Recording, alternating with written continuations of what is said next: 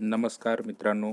आज आपण पोलीस उपनिरीक्षक मर्यादित विभागीय स्पर्धा मुख्य परीक्षा 2023 संदर्भात आज आपल्याला जो भारतीय साक्षी पुरावा कायदा 1872 हा जो आहे या कायद्यासंदर्भात आज आपण चर्चा करणार आहोत. त्याच्यामध्ये आपल्याला एकूण प्रश्न हे 10 विचारले जाणार आणि मार्क्स किती असणार तर 20 असणार. तर सुरुवातीला आपण त्या कायद्यासंदर्भात जे आहे ते अभ्यासक्रम बघूया. म्हणजेच अभ्यासक्रमामध्ये जे आपल्याला परीक्षेसाठी कलम दिलेले आहेत ती कलम बघूया आणि त्याच्यानंतर त्या कलमासंदर्भात माहिती बघूया आणि मागील परीक्षेमध्ये जे काही प्रश्न आलेले आहेत ते प्रश्न आपण बघणार आहोत. तर आज आपण आता जो आहे तो कायदा भारतीय साक्षी पुरावा कायदा 1872 या कायद्यासंदर्भात आज आपण चर्चा करूया आणि माहिती बघूया. इथं आपण बघूया की वारंवार ज्या परीक्षा झालेल्या आहेत, मागील ज्या परीक्षा झालेल्या आहेत त्याच्यामध्ये म्हणजे जे काय इम्पॉर्टंट अशी कलमं आहेत अभ्यासक्रमातील ती आपण इथं बघूया. तर 2021मध्ये ज्या कलमांवर आपल्याला प्रश्न विचारलेले आहेत ते कलम आपण इथं बघूया. तर कलम 3, त्याच्यानंतर कलम 8, कलम 9, कलम 60 आणि त्याच्यानंतर 32(1), त्याच्यानंतर कलम 125, कलम 101 आणि कलम 45 आणि कलम 74 या कलमांवर जे आहेत ते आपल्याला प्रश्न विचारलेले होते. त्याच्यानंतर सन 2017मध्ये जे आहेत ते कलम 1, त्याच्यानंतर कलम 60, कलम 24, कलम 114 75, कलम 75, त्याच्यानंतर कलम 8, कलम 63 आणि कलम 59. तर या कलमांवर आपल्याला प्रश्न विचारलेले आहेत.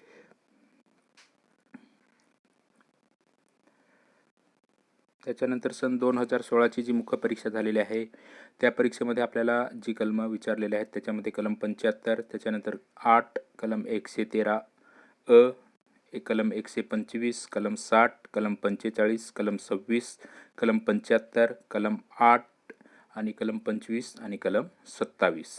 तर या कलमांवर आपल्याला 2016मध्ये जे आहेत ते प्रश्न विचारलेले आहेत. तसंच 2013ची जी मुख्य परीक्षा झालेली आहे त्याच्यामध्ये कलम 125, कलम 24, कलम 101 आणि कलम 27. तर आणि बाकीचे जे आहेत ते जे प्रश्न विचारलेले आहेत ते आपण आता बघूया पुढे. त्याच्यानंतर कलम जे आहेत ते कलम इथं 27 हे जे आहेत हे महत्त्वाचं कलम आहेत. म्हणजे ही जी आहेत ही मोस्ट इम्पॉर्टंट कलमं आहेत म्हणून मी ही इथं घेतलेली आहेत. त्याच्यानंतर सन 2011ची जी परीक्षा झालेली आहे मुख्य परीक्षा त्याच्यामध्ये आपल्याला जे कलम विचारलेले आहेत ते कलम 75, कलम 45, कलम 113 आणि कलम 27. त्याच्यानंतर सन 2008ची जी मुख्य परीक्षा झालेली आहे त्याच्यामध्ये कलम 32(1) म्हणजे 32(1), त्याच्यानंतर 45 आणि कलम 125. बाकी जे आहेत ते त्या कलमासंदर्भातली जी आहेत उदाहरणांवर आपल्याला जे आहेत ते प्रश्न विचारलेले आहेत. तर हे जे आहेत ही डायरेक्ट कलमावर प्रश्न विचारलेले आहेत आणि बाकीचे जे प्रश्न विचारलेले आहेत ते आता आपण जसं आता प्रश्न बघूया तसं आपल्याला समजेल. तर याच्यामध्ये आपण या एकंदरीत या टेबलमधून आपल्याला इथे लक्षात येईल की कोणत्या कलमांवर किती फोकस केला पाहिजे. तर याच्यामध्ये जे आहे ते मोस्ट इम्पॉर्टंट कलम आहे 3 नंबर, 8 नंबर, 9 नंबर, 60 नंबर, त्याच्यानंतर 32, 125, 101, 45, 74 हे जे आहेत ते 2021मध्ये आपल्याला या कलमांवर प्रश्न विचारलेले आहेत. तसंच एकंदरीत आता इथं आपण कलमं बघितली तर हे सगळीच जी कलमं आहेत ही महत्त्वाची आहेत.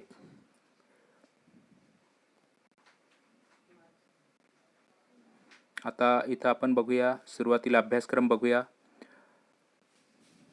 तर अभ्यासक्रमामध्ये आपण सुरुवातीला जो काय आपल्याला परीक्षेमध्ये आपल्याला आयोगातर्फे जो परीक्षेसाठी अभ्यासक्रम दिलेला आहे तो अभ्यासक्रम बघूया. याच्यामध्ये भाग पहिला याच्यामध्ये तथ्यांची संबद्धता हा जो आहे तो भाग आहे. याच्यामध्ये आता इथं आपण बघूया की प्रकरण पहिले हे जे आहे हे प्रारंभिक याच्यामध्ये इथं आपण बघूया की 1 सप्टेंबर 1872 रोजी तो अंमलात येईल. म्हणजे हा जो पुरावा कायदा आहे तो 1 सप्टेंबर 1872 रोजी अंमलात येईल. म्हणजे या दिवशी अंमलात आलेला आहे. आता कलम 1 काय आहे तर कलम 1 संक्षिप्त नाव, विस्तार व प्रारंभ.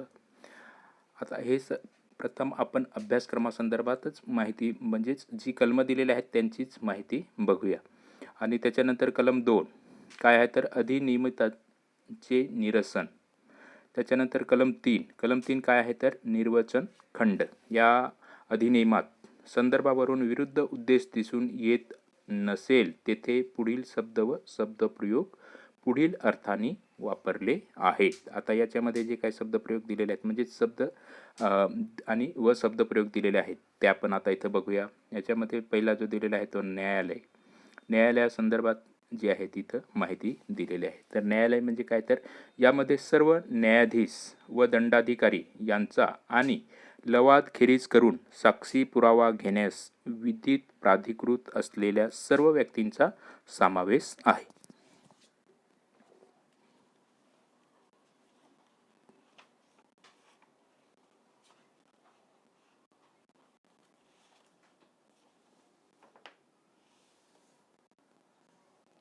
त्याच्यानंतर तथ्य म्हणजे काय तर फॅक्ट. यात इंद्रिय गोचर होणारी कोणतीही वस्तू, परिस्थिती किंवा वस्तूंमधील संबंध.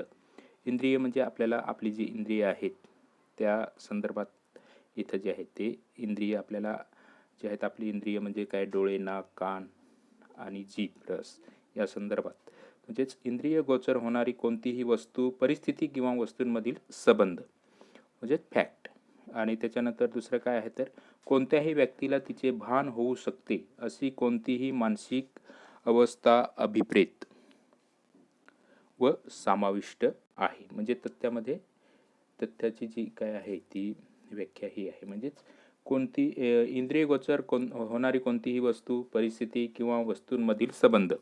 आणि 2 कोणत्याही व्यक्तीला जिचे भान होऊ शकते अशी कोणतीही मानसिक अवस्था अभिप्रेत व समाविष्ट आहे. आता त्याच्यानंतर संबद्ध म्हणजे काय तर एखादे तथ्य हे या अधिनियमाच्या उपबंधात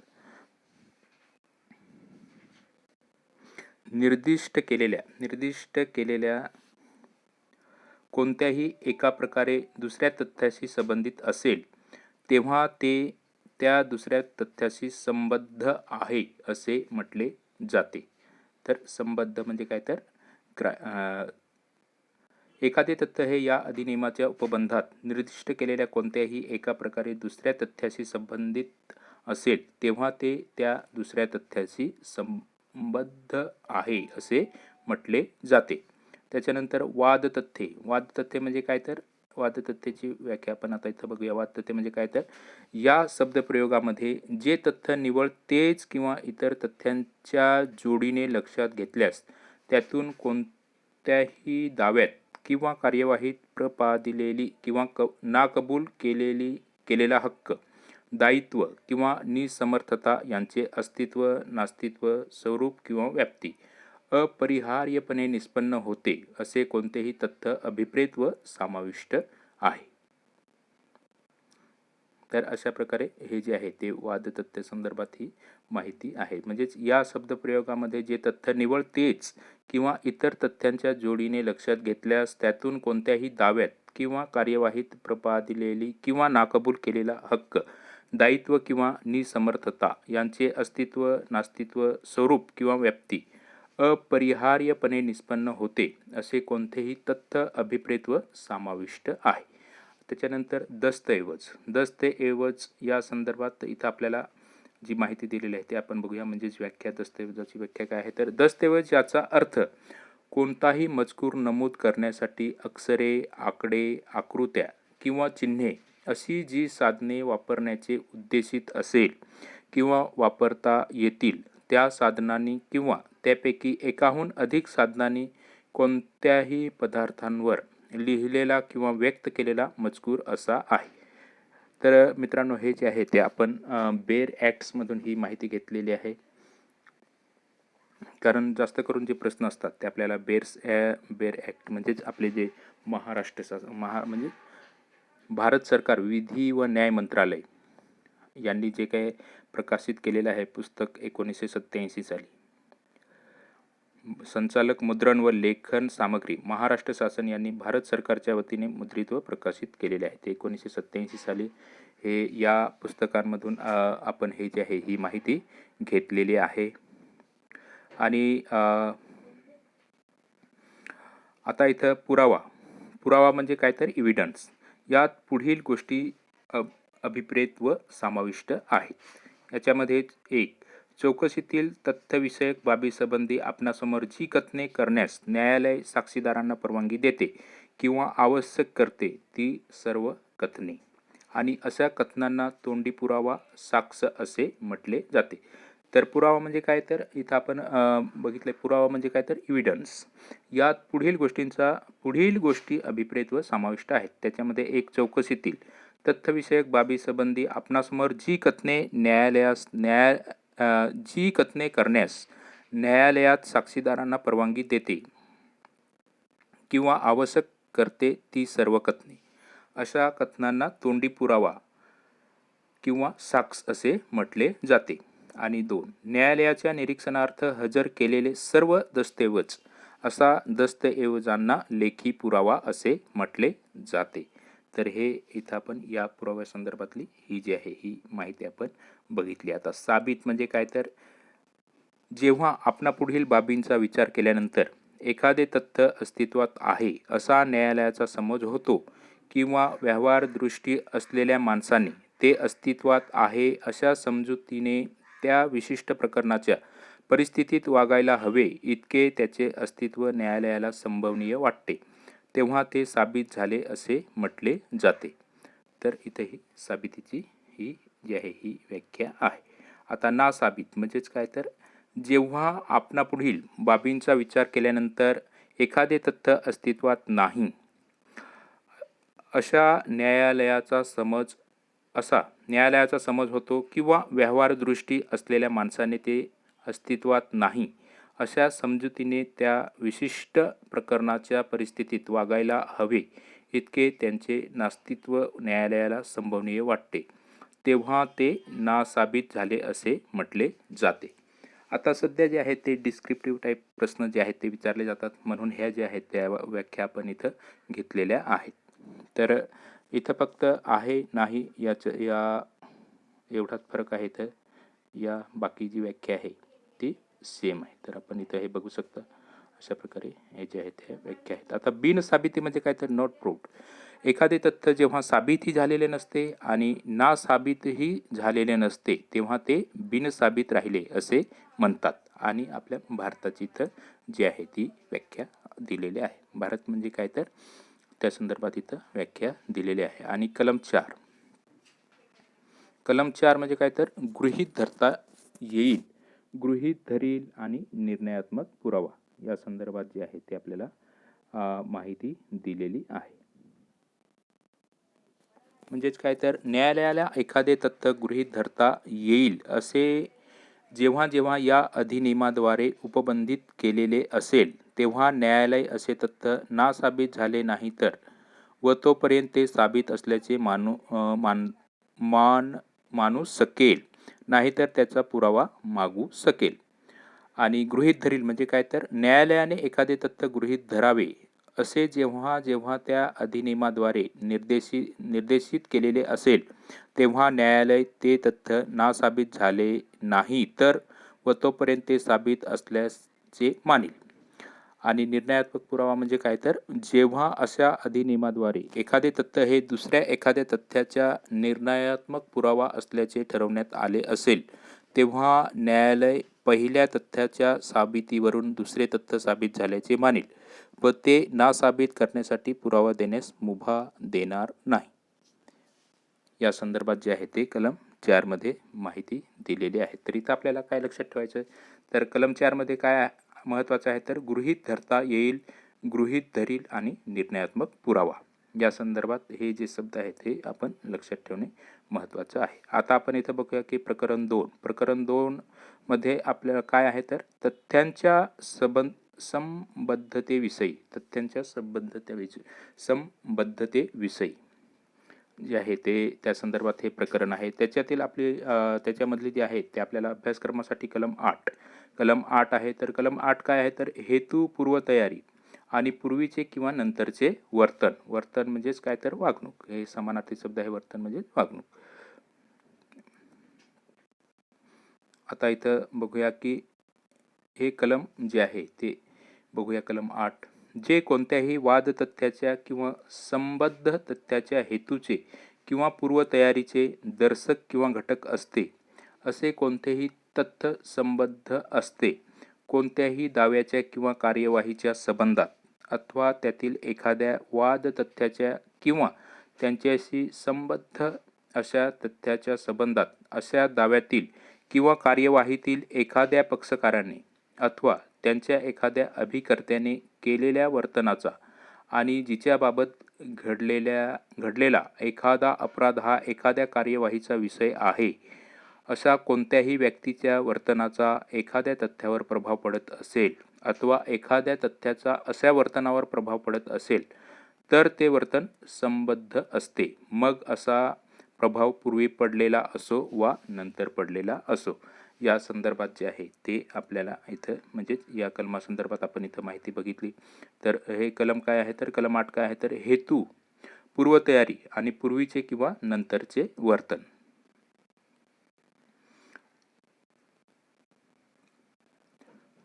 तर इथं आपण ही जी आहे ही माहिती बघितली. हे आपण इथं लक्षात ठेवायचं आहे. कलम काय 8 काय आहे, तर हेतू, पूर्वतयारी आणि पूर्वीचे किंवा नंतरचे वर्तन. आपल्याला बेसिक ज्या गोष्टी आहेत त्या आपण लक्षात ठेवणे महत्त्वाचं आहे. तर कलम 8 मध्ये हे हेतू, पूर्वतयारी आणि पूर्वीचे किंवा नंतरचे वर्तन. इथं वर्तन म्हणजे काय, तर वागणूकसुद्धा कधी कधी जे आहे ते परीक्षेमध्ये शब्द जो आहे तो आलेला आहे. तर इथं आपण हे बघितले. आता कलम 9 काय आहे, तर असंबद्ध तथ्यांचा खुलासा किंवा ती प्रस्तुत करण्यासाठी जरूर असलेली तथ्ये. या संदर्भात माहिती आहे, तर ते आपण खाली जे आहेत ते प्रश्न विचारलेले आहेत त्याच्यामध्ये आपण माहिती ती घेतलेली आहे. आता कबुली म्हणजे काय, तर कबुली संदर्भात जो आहे तो इथं आता ही जी आहेत ही कलमं आहेत. कबुली म्हणजे काय, तर कबुली जबाब ज्यावेळेस आपण घेतो त्या आरोपींचा त्या संदर्भातली ही कलमं आहेत. तर त्याच्यामध्ये कलम 24 काय आहे, तर प्रलोभन, धमकी किंवा वचन याद्वारे मिळवलेला कबुली जबाब फौजदारी कार्यवाहीत केव्हा असंबद्ध असतो. तर याच्यामध्ये जे आहे ते कबुली जबाबासंदर्भात माहिती आहे. आणि कलम 25 काय आहे, तर पोलीस अधिकाऱ्यांकडे दिलेला कबुली जबाब साबित करायचा नाही. हे कलम 25 काय आहे, तर पोलीस अधिकाऱ्यांकडे दिलेला कबुली जबाब साबित करावायचा नाही. आणि कलम 26 काय आहे, तर पोलिसांच्या हवालातीत असताना आरोपीने दिलेला कबुली जबाब त्याच्या विरुद्ध साबित करावायचा नाही. पोलीस हवालातीत म्हणजे आरोपी ज्यावेळेस अटक असेल त्यावेळेस जर आरोपीने कबुली जबाब दिलेला असेल तर तो त्याच्या विरुद्ध साबित करावायचा नाही, म्हणजे आणि आपण करू शकत नाही. त्याच्यानंतर कलम 27 आरोपीकडून मिळालेल्या माहितीपैकी किती भाग साबित करता येईल. हे कलम 27 हे आपल्याला महत्त्वाचं आहे, कारण कलम 27 म्हणजे निवेदन, पंचनामा वगैरे आपण ज्यावेळेस करतो त्यावेळेस ते आरोपीकडून मिळालेल्या माहितीपैकी किती भाग हा साबित करता येईल या संदर्भात हे कलम 27 आहे. त्याच्यानंतर कलम 28 काय आहे, तर प्रलोभन, धमकी किंवा वचन यामुळे झालेला परिणाम नाहीसा झाल्यानंतर दिलेला कबुली जबाब संबद्ध म्हणजेच ग्राह्य आणि अग्राह्य असं या संदर्भात हा जो शब्द आहे त्याच्यासोबत म्हणजेच आपण लिगल अनलिगल असं समजू शकते. त्याच्यानंतर कलम 29 काय आहे, तर अन्यथा असंबद्ध असलेला कबुली जबाब हा गुप्ततेचे वचन इत्यादी कारणामुळे असंबद्ध व्हायचा नाही. या संदर्भात हे कलम आहे. त्याच्यानंतर कलम 30 काय आहे, तर कबुली जबाब देणारी व्यक्ती व तिच्या जोडीला त्याच अपराधाबद्दल संपरीक्षाधीन असलेल्या अन्य व्यक्ती यांना बाधक असलेला कबुली जबाब साबित झाला असता तो विचारात घेणे. आणि कलम 31 काय आहे, तर कबुल्या हा निर्णायक पुरावा नाही, पण त्या प्रतिष्ठभंग होऊ शकतील. आता इथं आपल्याला जो पुढचा विषय आहे तो म्हणजेच ज्यांना साक्षीदार म्हणून बोलवणे शक्य नसते त्या व्यक्तींनी केलेली कथने. तर कलम 32 काय आहे तर जी व्यक्ती मरण पावली आहे किंवा जिचा शोध लागू शकत नाही इत्यादी अशा व्यक्तीने केलेले संबद्ध तथ्याचे कथन हे ज्यामध्ये संबद्ध असते अशी कामे म्हणजेच ग्राह्य है ना. जी व्यक्ती मरण पावली आहे किंवा जिचा शोध लागू शकत नाही इत्यादी अशा व्यक्तीने केलेले संबद्ध तथ्याचे कथन हे ज्यामध्ये संबद्ध असते अशी कामे असं हे कलम 32 आहे. आणि त्याच्यामध्ये एक जेव्हा ते मृत्यूच्या कारणाशी संबंधित असेल तेव्हा अथवा सामान्य व्यवहार क्रमानुसार केलेले असेल तेव्हा अथवा 3 म्हणजे हे पोटकलम आहे.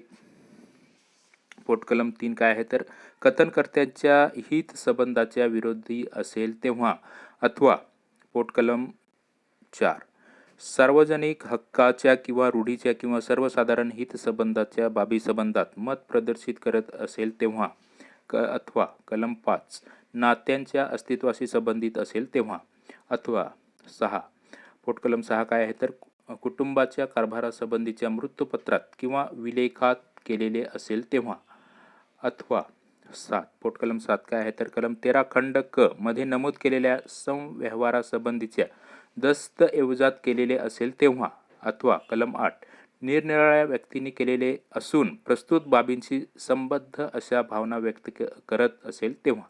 तर अशा प्रकारे हे जे आहे हे कलम आहे 32. आणि कलम 32 एक काय आहे तर ज्या कामात एखाद्या व्यक्तीला मृत्यूच्या कारणाबाबतचा प्रश्न उपस्थित झाला असेल त्या कामात जेव्हा त्या व्यक्तीने आपल्या मृत्यूच्या कारणासंबंधी किंवा ज्या घडामोडीचे पर्यावसन की तिच्या मृत्यूत झाले त्यातील कोणत्याही परिस्थिती विशेषासंबंधी कथन केले असेल तेव्हा अशी कथने करणाऱ्या व्यक्तीला कथन करण्याच्या वेळी मृत्यू अपेक्षित असला वा नसला तरीही व ज्या कार्यवाहीत तिच्या मृत्यूच्या कारणाबाबतचा प्रश्न उपस्थित झाला आहे तिचे स्वरूप काहीही असले तरी ती कथने संबद्ध असतात म्हणजेच ग्राह्य असतात.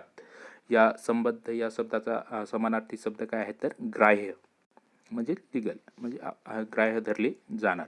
तर जी आहेत ही कथने जी आहेत ती ग्राह्य धरली जातात. एकंदरीत मृत्यूपूर्व जबाब आपण जो घेतो तो या कलमानुसार घेतला जातो. कलम 32(1) ज्या म्हणजेच काय आहे तर ज्या कामात एखाद्या व्यक्तीला मृत्यूच्या कारणाबाबतचा प्रश्न उपस्थित झाला असेल त्या कामात जेव्हा त्या व्यक्तीने आपल्या मृत्यूच्या कारणासंबंधी किंवा ज्या घडामोडीचे पर्यावसन तिच्या मृत्यूत झाले त्यातील कोणत्याही परिस्थिती विशेषासंबंधी कथन केले असेल तेव्हा अशी कथने करणाऱ्या व्यक्तीला कथन करण्याच्या वेळी मृत्यू अपेक्षित असला वा नसला तरीही व ज्या कार्यवाहीत तिच्या मृत्यूच्या कारणाबाबतचा प्रश्न उपस्थित झाला आहे तिचे स्वरूप काहीही असले तरीही ती कथने संबद्ध असतात म्हणजेच ग्राह्य असतात. आता पुढचा जो विषय आहे तो आहे न्यायालयांचे न्याय निर्णय केव्हा संबद्ध असतात तर म्हणजेच ग्राह्य असतात. बरोबर. न्यायालयांचे न्याय निर्णय केव्हा संबद्ध असतात. आता कलम 45 काय आहे तर तज्ज्ञांची मते आणि कलम 47 काय आहे तर हस्ताक्षराबाबतचे मत केव्हा संबद्ध म्हणजेच ग्राह्य असते. आता त्याच्यानंतर कलम 53 काय आहे तर फौजदारी कामामध्ये चांगले पूर्वचरित्र संबद्ध म्हणजेच ग्राह्य धरले जाणार. आता त्याच्यानंतर कलम 54 उत्तरादाखल संबद्ध असले तेवढे खेरीज करून एरवी वाईट पूर्वचारित्र संबद्ध नाही.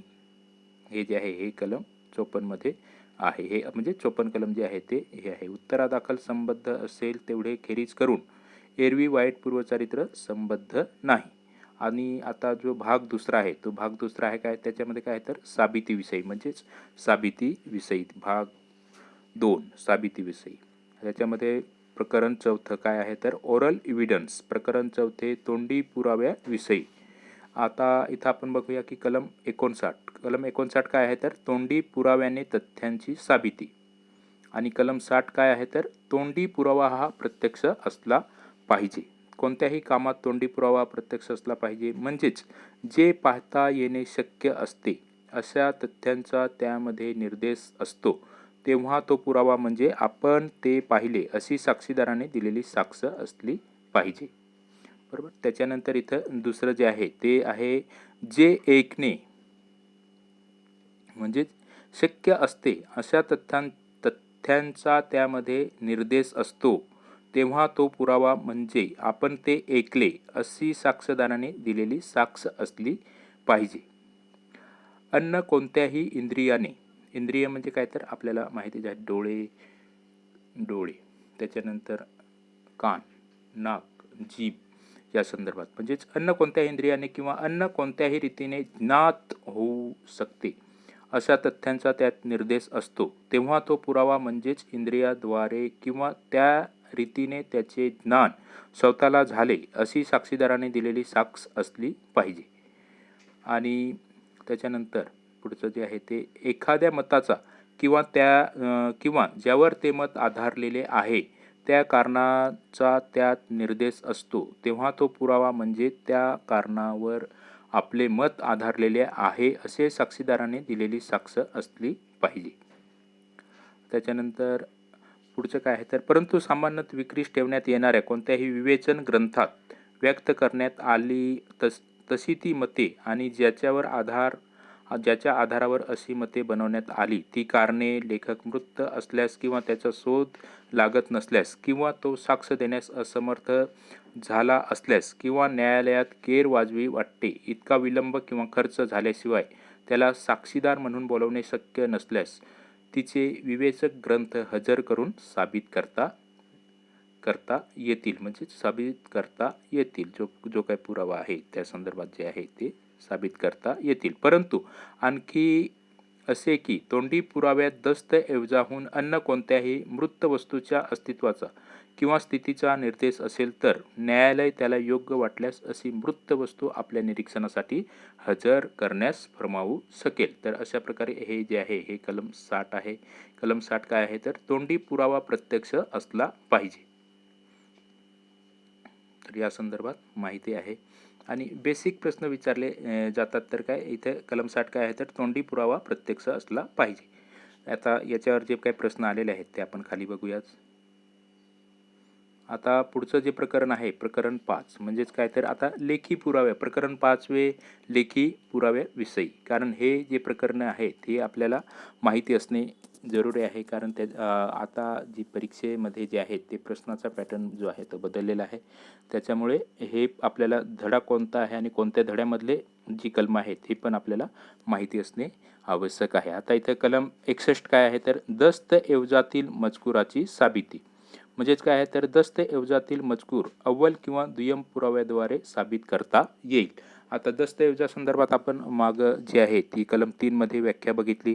तर दस्तऐवज म्हणजे काय तर याचा अर्थ कोणताही मजकूर नमूद करण्यासाठी अक्षरे, आकडे, आकृत्या किंवा चिन्हे अशी जी साधने वापरायचा उद्देश असेल किंवा वापरता येतील अशा साधनांनी किंवा त्यापैकी एकाहून अधिक साधनांची कोणत्याही पदार्थावर लिहिलेला किंवा व्यक्त केलेला मजकूर असा आहे.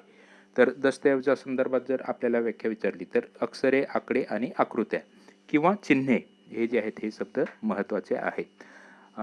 तर ते आपण लक्षात ठेवणे महत्त्वाचं आहे. त्याच्यानंतर कलम 62 काय आहे तर अव्वल पुरावा आणि कलम 63 काय आहे तर दुय्यम पुरावा. त्याच्यानंतर आता पुढचा जो घटक आहे तो सार्वजनिक दस्तऐवज याची जी म्हणजेच कलम 74 काय आहे तर सार्वजनिक दस्तऐवज आणि कलम 75 काय आहे तर खाजगी दस्तऐवज आणि कलम 76 काय आहे तर सार्वजनिक दस्तऐवजांच्या प्रमाणित प्रती या संदर्भात जे आहेत ही कलम आहेत. तर हे आपल्याला बेसिक माहिती आहे. तर काय कलम 74 म्हणजे काय तर सार्वजनिक दस्तऐवज, कलम 75 म्हणजे काय तर खाजगी दस्तऐवज आणि कलम 76 काय तर सार्वजनिक दस्तऐवजांच्या प्रमाणित प्रती. हे जे आहे हे आपल्याला माहिती असणे महत्त्वाचं आहे. कारण इथं आपण बघूया तर प्रकरण 5 मध्ये किती कलम एकंदरीत आहेत आपल्याला कलम 61. कलम 61 काय आहे तर दस्तऐवजातील मजकुरांची साबिती. म्हणजे दस्तऐवजातील मजकूर अव्वल किंवा दुय्यम पुराव्याद्वारे साबित करता येईल. प्रकरण 5वे काय आहे तर लेखी पुराव्याविषयी आणि त्याच्यामध्ये कलम 61, 62, 63 ही 3 कलम महत्त्वाचे आहेत. कलम म्हणजेच हे अभ्यासक्रमासाठी आहेत आणि ही महत्त्वाची आहेत. कलम 62 काय आहे तर अव्वल पुरावा, कलम 63 काय आहे तर दुय्यम पुरावा आणि सार्वजनिक दस्तऐवज त्याच्यातला दुसरा जो घटक आहे तो काय आहे तर कलम 74 काय आहे तर सार्वजनिक दस्तऐवज आणि कलम 75 काय आहे तर खाजगी दस्तऐवज आणि कलम 76 सार्वजनिक दस्तऐवजांच्या प्रमाणित प्रती. हे जे आहे ते हे आपण कमीत कमी न बघता बघून पाठांतर करणेच महत्त्वाचं आहे, कारण पाठांतर केल्याशिवाय हे लक्षात राहत नाही. त्याच्यानंतर आता जो आहे तो पुरावा कायद्याचा भाग तिसरा काय आहे तर पुरावा हजर करणे व पुराव्याचा परिणाम या संदर्भात जी आहे ती भाग तिसऱ्यामध्ये आपल्याला माहिती म्हणजेच या संदर्भात आपला अभ्यासक्रम आहे. त्याच्यामध्ये प्रकरण 7 आहे आपल्याला. त्याच्यामध्ये द बर्डन ऑफ प्रूफ म्हणजेच प्रकरण 7वे जे आहे त्याच्यामध्ये साबितीची जबाबदारी जी आहे त्या संदर्भात माहिती दिलेली आहे. तर या धड्यातील म्हणजेच प्रकरणातील आपल्या कलम 101 हे आहे. कलम 101 काय आहे तर साबितीची जबाबदारी. जो कोणी स्वतः प्रतिपादन केलेल्या तथ्यांच्या अस्तित्वावर अवलंबून असलेल्या कोणत्याही वैध हक्काबाबत किंवा दायित्वाबाबत न्याय निर्णय देण्यास कोणत्याही न्यायालयाला आव्हान करील, त्याने ती तथ्ये अस्तित्वात असल्याचे साबित केले पाहिजे. आता इथं महत्त्वाचं म्हणजे काय तर आता जो कोणी स्वतः प्रतिपादन केलेल्या तथ्यांच्या अस्तित्वावर अवलंबून असलेल्या कोणत्याही वैध हक्कांबाबत किंवा दायित्वाबाबत न्याय निर्णय देण्यास कोणत्याही न्यायालयात आव्हान करील, त्याने ती तथ्ये अस्तित्वात असल्याचे साबित केले पाहिजे. बरोबर. तर इथं हे महत्त्वाचं आहे की त्याने ती तथ्ये अस्तित्वात असल्याचे साबित केले पाहिजे. या संदर्भात म्हणजेच ज्याला जो कोणी स्वतः प्रतिपादन केलेल्या तथ्याच्या अस्तित्वावर अवलंबून असलेल्या कोणत्याही वैध हक्काबाबत किंवा दायित्वाबाबत न्याय निर्णय देण्यास कोणत्याही न्यायालयाला आव्हान करील, त्याने ती तथ्ये अस्तित्वात असल्याचे साबित केले पाहिजे. म्हणजेच एकंदरीत साबितीची जबाबदारी कोणावर आहे तर ज्याला म्हणजेच जो कोणी स्वतः प्रतिपादन केलेल्या तथ्यांच्या अस्तित्वावर अवलंबून असलेल्या कोणत्याही वैध हक्काबाबत किंवा दायित्वाबाबत न्याय निर्णय देण्यास कोणत्याही न्यायालयाला आव्हान करील, त्याने ती तथ्ये अस्तित्वात असल्याचे साबित केले पाहिजे. हे इथं महत्त्वाचं आहे. तसंच जेव्हा एखादी व्यक्ती कोणत्याही तथ्याचे अस्तित्व साबित करण्यास बांधलेली असते, बरोबर, बांधलेली असते, तेव्हा साबितीची जबाबदारी ही त्या व्यक्तीवर असते. तर अशा प्रकारे हे जे आहे हे कलम 101 आहे. याच्यामध्ये उदाहरणं वगैरे दिलेले आहेत, परंतु आपल्याला फक्त हे आता अभ्यासक्रम आज फक्त आपण अभ्यासक्रमच बघतोय. अभ्यासक्रम आणि जे काही मागील परीक्षेमध्ये जे काही प्रश्न आलेले आहेत ते प्रश्नच बघतोय, म्हणून आपण ती उदाहरणे जे आहेत ते नंतर बघूया. कारण आपल्याला आज जे आहे ते फक्त अभ्यासक्रम आणि मागील परीक्षेमध्ये जे काही विचारलेले प्रश्न आहेत तेच बघायचे आहेत. आता कलम 113 काय आहे तर विवाहित स्त्रीला आत्महत्या करण्यास अपप्रेरणा देण्यासंबंधीचे गृहीतक. हे जे कलम आहे हे महत्त्वाचं आहे, कारण हे या कलमावर जे आहे ते प्रश्न विचारले जातात. आता या संदर्भात आपण माहिती बघूया. जेव्हा विवाहित स्त्रीने केलेल्या आत्महत्येला तिच्या पतीने किंवा तिच्या पतीच्या कोणत्याही नातेवाईकाने अपप्रेरणा दिली होती काय, असा प्रश्न उद्भवला असेल आणि तिने आपल्या विवाहाच्या तारखेपासून 7 वर्षाच्या कालावधीत आत्महत्या केली आहे व तिचा पती किंवा तिच्या पतीच्या असा नातेवाईक याने तिला क्रूर वागणूक दिली होती हे दाखवून देण्यात येईल, तेव्हा त्या प्रकरणाची इतर सर्व परिस्थिती लक्षात घेऊन न्यायालयाला असे गृहीत धरता येईल की अशा आत्महत्येस तिच्या पतीने किंवा तिच्या पतीच्या अशा नातेवाईकाने अपप्रेरणा दिली होती. म्हणजेच आपलं IPC मधील जे कलम आहे 498 या संदर्भात ज्यावेळेस केसेस चालतात, बरोबर, कोर्टामध्ये, त्यावेळेस 498 काय आहे तर क्रूर वागणूक देणे, बरोबर, IPC 498. तर त्यावेळेस जर आहे जे केसेस चालतात तर हे कलम महत्त्वाचं आहे. हे कलम 113 काय आहे तर विवाहित स्त्रीला आत्महत्या करण्यास अपप्रेरणा देण्यासंबंधीचे गृहीतक, बरोबर. तर हे कलम जे आहे ते महत्त्वाचं आहे, त्याच्यामुळे आपण ही सगळी माहिती त्याची घेतलेली आहे.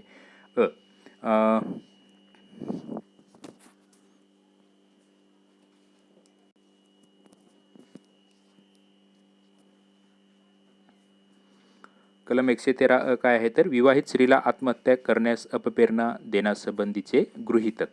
आणि कलम 113 काय आहे तर हुंडाबळी संदर्भात हे जे आहे, ज्यावेळेस हुंडाबळीच्या केसेस असतात त्या संदर्भात, तर हुंडाबळी संबंधीचे अनुमान किंवा गृहीतक हे जे आहे, म्हणजेच IPC कलम 304B संदर्भात त्याचं जे काय गृहीतक आहे ते या कलमानुसार जे आहे ते गृहीतक जे आहे ते केस ज्यावेळेस चालते त्यावेळेस या कलमानुसार ते धरले जातं, म्हणजेच अनुमान काढलं जातं. आणि कलम 114A हे काय आहे तर बलात्कार संबंधी विवक्षित खटल्यामध्ये संमतीच्या अभावासंबंधीचे गृहीतक. बलात्कार खटल्यासंदर्भात कलम 114A बलात्कार संबंधीच्या विवक्षित खटल्यामध्ये संमतीच्या अभावासंबंधीचे जे काय आहे ते गृहीतक याच्यामध्ये दिलेलं आहे. तर हे एकंदरीत हे जे प्रकरण आहे ते आपण बघितले भाग 3, त्याच्यामध्ये पुरावा हजर करणे व पुराव्याचे परिणाम, म्हणजेच 7 द बर्डन ऑफ प्रूफ प्रकरण 7 साबितीची जबाबदारी हे प्रकरण आहे. असा पण प्रश्न विचारला जाऊ शकतो, प्रकरण साबितीची जबाबदारी संदर्भातले, म्हणजेच हे प्रकरणाचे पण आता प्रश्न जे आहेत ते मागील काय ज्या काही परीक्षा झालेल्या आहेत त्याच्यामध्ये प्रकरणं पण विचारलेली आहेत.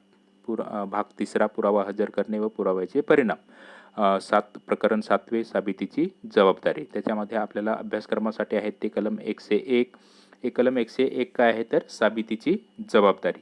आणि कलम 113 काय आहे तर विवाहित स्त्रीला आत्महत्या करण्यास अपप्रेरणा देण्यासंबंधीचे गृहीतक. तर हे याच्यामध्ये एक कलम 113A आणि भादवी कलम 148A क्रूर वागणूक देणे या संदर्भात जे आहे ते गृहीतक आहे. त्याच्यानंतर कलम 113B हुंडाबळी संबंधीचे अनुमान किंवा गृहीतक, भादवी कलम 304B म्हणजेच हुंडाबळी, बरोबर. आणि कलम 114 हे काय आहे तर बलात्कारासंबंधी विवक्षित खटल्यामध्ये संमतीच्या अभावासंबंधीचे गृहीतक. तर ही जी कलमं आहेत ही या धड्यातील जे आहेत ते आपल्याला अभ्यासक्रमाला आहेत. आणि ही चारी कलमं जी आहेत ती महत्त्वाची आहेत. कलम 101 साबितीची जबाबदारी, कलम 113A विवाहित स्त्रीला आत्महत्या करण्यास अपप्रेरणा देण्यासंबंधी गृहीतक, त्याच्यानंतर कलम 113B हुंडाबळी संबंधीचे अनुमान किंवा गृहीतक, आणि हे जे आहे ते महत्त्वाचं आहे. आणि कलम 114A बलात्कार संबंधी विवक्षित खटल्यामध्ये संमतीच्या अभावासंबंधीचे गृहीतक.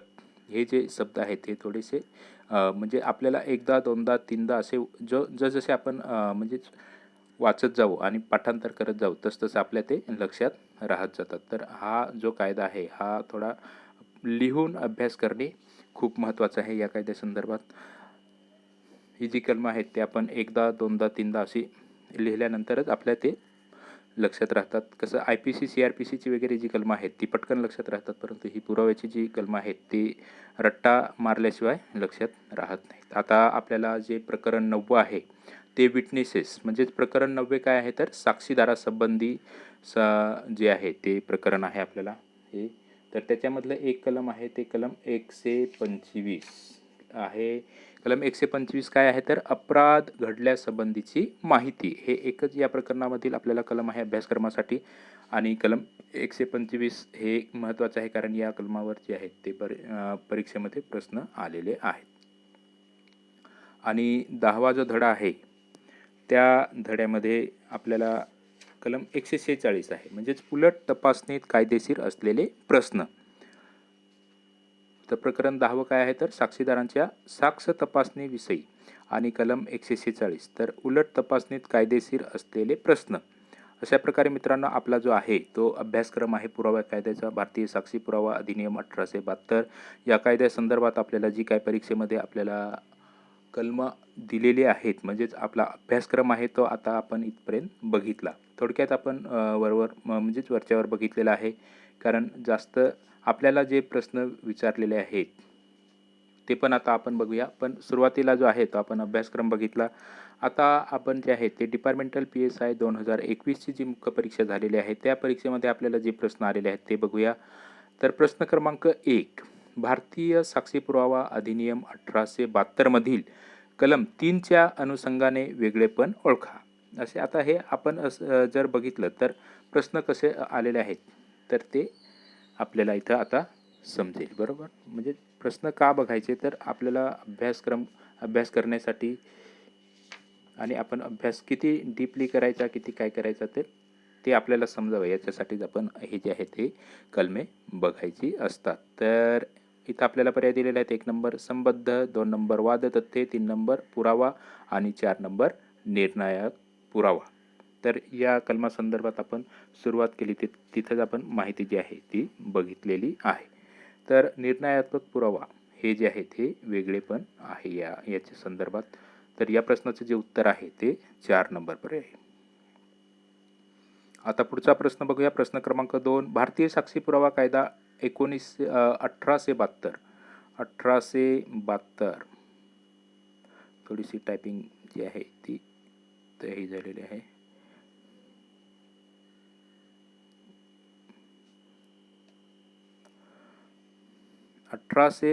चे कलम 1872चे कलम 8 कशाशी संबंधित आहे. इथं आपल्याला पर्याय दिलेले आहेत. 1 नंबर हेतू तयारी, 2 नंबर हेतू वागणूक, 3 नंबर हेतू व पूर्वीची किंवा नंतरची वागणूक आणि 4 नंबर हेतू तयारी किंवा पूर्वीची किंवा नंतरची वागणूक. तर या प्रश्नाचं बरोबर उत्तर आहे ते 4 नंबर पर्याय आहे. कारण कलम 8 काय आहे तर कलम 8 जे आहे ते हेतू तयारी आणि पूर्वीची किंवा नंतरचे वर्तन म्हणजेच वागणूक. तर हे इथं 4 नंबर उत्तर आहे या प्रश्नाचं. आता पुढचा प्रश्न जो आहे तो बघूया आपण. प्रश्न क्रमांक 3, भारतीय साक्षी पुरावा अधिनियम 1872 मधील खालीलपैकी कोणते कलम हे संशयिताची ओळख परेड घेण्याच्या संबंधातील आहे. तर इथं आपल्याला कलम दिलेले आहेत. 1 नंबर 8, 2 नंबर 9, 3 नंबर 10 आणि 4 नंबर 11. तर या प्रश्नाचं बरोबर उत्तर आहे ते 2 नंबर पर्याय आहे कलम 9. प्रश्न आणि मी ऑप्शन का वाचतो तर आपल्याला जे आहे ते 36 सेकंदामध्ये हे एक पूर्ण जो आहे तो प्रश्न वाचायचा असतो. त्याचा संदर्भात आपला जो आहे तो सराव झाला पाहिजे. याच्यासाठी मी संपूर्ण प्रश्न आणि जे आहेत ते ऑप्शन वाचण्याचा प्रयत्न करतो. म्हणजे आपलं जे आहे ते वाचणे आणि समजणे या संदर्भात आपली म्हणजे सराव होईल. आता कलम 9 काय आहे तर संबद्ध तथ्याचा खुलासा किंवा ती प्रस्तुत करण्यासाठी जरूर असलेली तथ्ये. त्या संदर्भातले आपण इथं आता ते कलम 9 आहे ते बघूया. एखादा वादनिविष्ट तथ्याचा किंवा संबद्ध तथ्याचा खुलासा किंवा ते प्रस्तुत करण्यासाठी जरूर असलेली अशी अथवा वादनिविष्ट तथ्याने किंवा संबद्ध तथ्याचे सूचित केलेल्या अनुमानास जी तथ्ये पुष्टी देतात किंवा त्यांचे खंडन करतात किंवा जिची ओळख पटणे संबद्ध आहे अशा कोणत्याही वस्तूची किंवा व्यक्तीची ओळख पटवतात अथवा वादनिविष्ट तथ्य किंवा संबद्ध तथ्य केव्हा व कोठे घडले ती वेळ व स्थळ ज्यामुळे निश्चित होते अथवा ज्यांनी असे कोणतेही तथ्य घडवून आणले त्या पक्षामधील संबंध ज्यामुळे दर्शवला जातो अशी तथ्ये त्या प्रयोजनाकरिता आवश्यक असतील तेथवर ते संबद्ध असतात म्हणजेच ग्राह्य असतात, बरोबर. तर अशा प्रकारे हे जे आहे हे कलम आहे तर इथं ओळख पटवणे, बरोबर, ओळख पटवणे संबद्ध आहे. इथं आपल्याला प्रश्न काय विचारला आहे तर ओळख परेड घेण्याच्या संबंधातील आहे. तर कलम 9 या प्रश्नाचं जे उत्तर आहे ते कलम 9 आहे. आणि कलम 10 हे आपल्याला अभ्यासक्रमाला नाही, परंतु आपण इथं माहिती घेतलेली आहे. कटवाल्याने सामायिक बेताला अनुलक्षून केलेली वक्तव्य किंवा कृती. आणि कलम 11 काय आहे तर एरवी संबद्ध नसलेली तथ्ये केव्हा संबद्ध होतात या संदर्भात कलम 11ची माहिती आहे. परंतु हे आपल्याला अभ्यासक्रमात नाही, आपल्या माहितीसाठी म्हणून हे मी इथं ही कलम घेतलेली आहेत. आता पुढचा प्रश्न आहे प्रश्न क्रमांक 4, भारतीय साक्षी पुरावा अधिनियम 1872 प्रमाणे तोंडी पुरावा टिंब असला पाहिजे. पुरेसा, भरपूर, वैज्ञानिक, प्रत्यक्ष. वरीलपैकी कोणती विधाने बरोबर आहेत. 1 नंबर फक्त अ आणि ब, 2 नंबर फक्त ब आणि क, 3 नंबर अ आणि ब आणि 4 नंबर जे आहेत ते फक्त ड. तर या प्रश्नाचं बरोबर उत्तर आहे ते ड. म्हणजेच काय तर प्रत्यक्ष तोंडी पुरावा जो आहे, तोंडी पुरावा प्रत्यक्ष असला पाहिजे. या संदर्भात इथं आपण माहिती बघितली. कलम 60, कोणत्याही कामात तोंडी पुरावा प्रत्यक्ष असला पाहिजे. तर हे या कलमा संदर्भात म्हणजेच हे प्रश्न जो आहे, हा प्रश्न जो आहे तो विचारलेला आहे. आता पुढचा प्रश्न आहे प्रश्न क्रमांक 5. भारतीय पुरावा अधिनियमानुसार मृत्यूपूर्व जबाब हा सत्तेवर दिलेल्या पुराव्यासमान असतो. हे वाक्य टिंबटिंब आहे.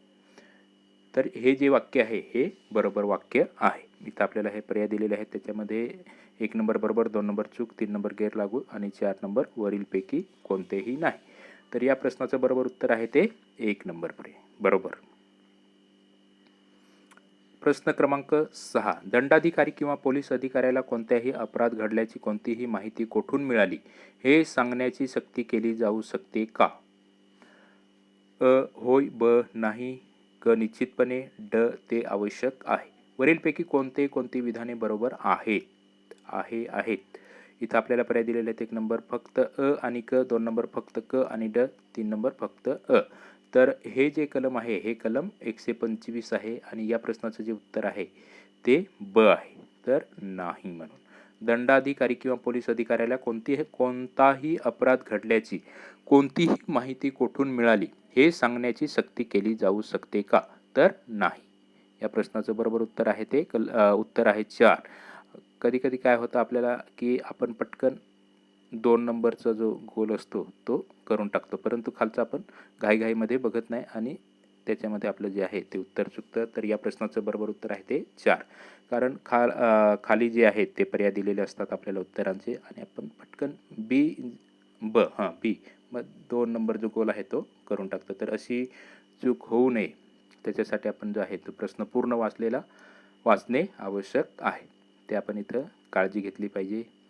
तर इथं कलम 125 काय आहे, तर कोणत्याही दंडाधिकाऱ्याला किंवा पोलीस अधिकाऱ्याला कोणताही अपराध घडल्याची कोणतीही माहिती कुठून मिळाली हे सांगण्याची त्याच्यावर सक्ती केली जाणार नाही व कोणताही महसूल अधिकाऱ्याला सार्वजनिक महसुली हितसंबंधाविरुद्ध कोणताही अपराध घडल्याची कोणतीही माहिती कुठून मिळाली हे सांगण्याची त्याच्यावर सक्ती केली जाणार नाही.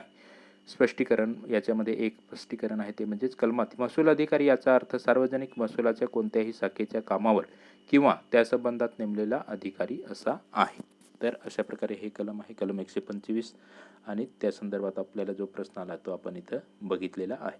आता पुढचा प्रश्न काय आहे, तर प्रश्न क्रमांक 7, भारतीय साक्षी पुराव्याच्या कायद्यात मृत्यूपूर्व जबाब या संकल्पनेची व्याख्या दिलेली आहे का? तर इथं आपल्याला जे आहे ते पर्याय दिलेले आहेत. होय, ब नाही, क. त्याची व्याख्या सर्वसाधारण वाक्यखंड अधिनियम 1897 मध्ये देण्यात आलेली आहे. ड, भारतीय दंड संहितेत आहे. वरीलपैकी कोणती विधाने बरोबर आहेत.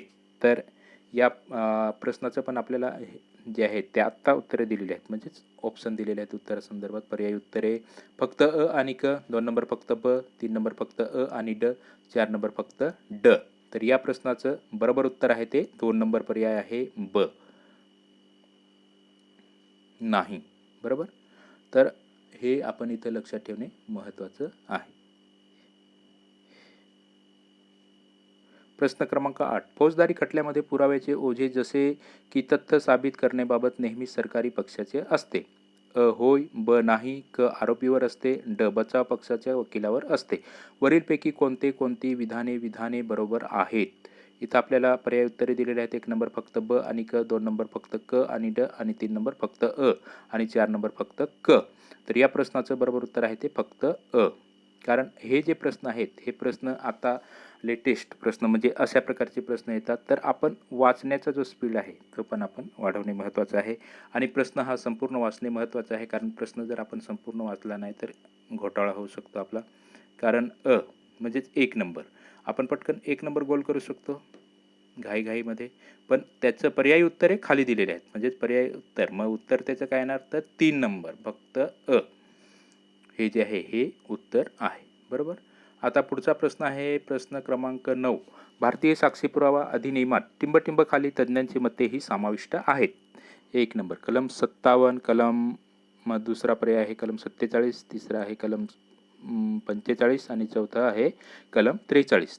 तर या प्रश्नाचं बरोबर उत्तर आहे ते कलम 3 म्हणजेच 45. उत्तर आहे 3 नंबर पर्याय म्हणजेच कलम 45. याच्यामध्ये आता ते कलमासंदर्भात आपण माहिती बघूया. कलम 45 काय आहे तर तज्ज्ञांची मते. जेव्हा विदेशी कायद्याच्या किंवा शास्त्राच्या किंवा कलेच्या एखाद्या मुद्द्याबाबत अथवा हस्ताक्षर किंवा बोटांचे ठसे हे तसेच आहेत किंवा काय याबाबत न्यायालयाचे मत बनवायचे असेल तेव्हा असा विदेशी कायद्यात शास्त्रात किंवा कलेत अथवा हस्ताक्षराची किंवा बोटांच्या ठशांची ओळख पटवण्याच्या प्रश्नाबाबत विशेष कौशल्य संपादन केलेल्या व्यक्तींची त्या मुद्द्यावरील मते ही संबद्ध तथ्ये असतात आणि अशा व्यक्तींना जे आहे ते तज्ज्ञ म्हटले जाते.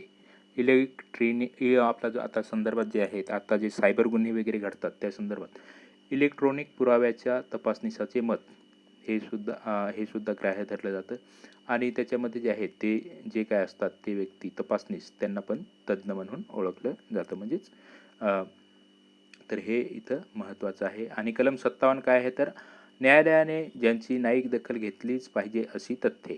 आणि कलम 47 काय आहे तर हस्ताक्षराबाबतचे मत केव्हा संबद्ध म्हणजेच ग्राह्य असते. आणि कलम 43 कलमे 40 ते 42 यांच्यामध्ये नमूद केलेल्याहून अन्य न्याय निर्णय इत्यादी केव्हा संबद्ध असतात या संदर्भात तरतूद आहे.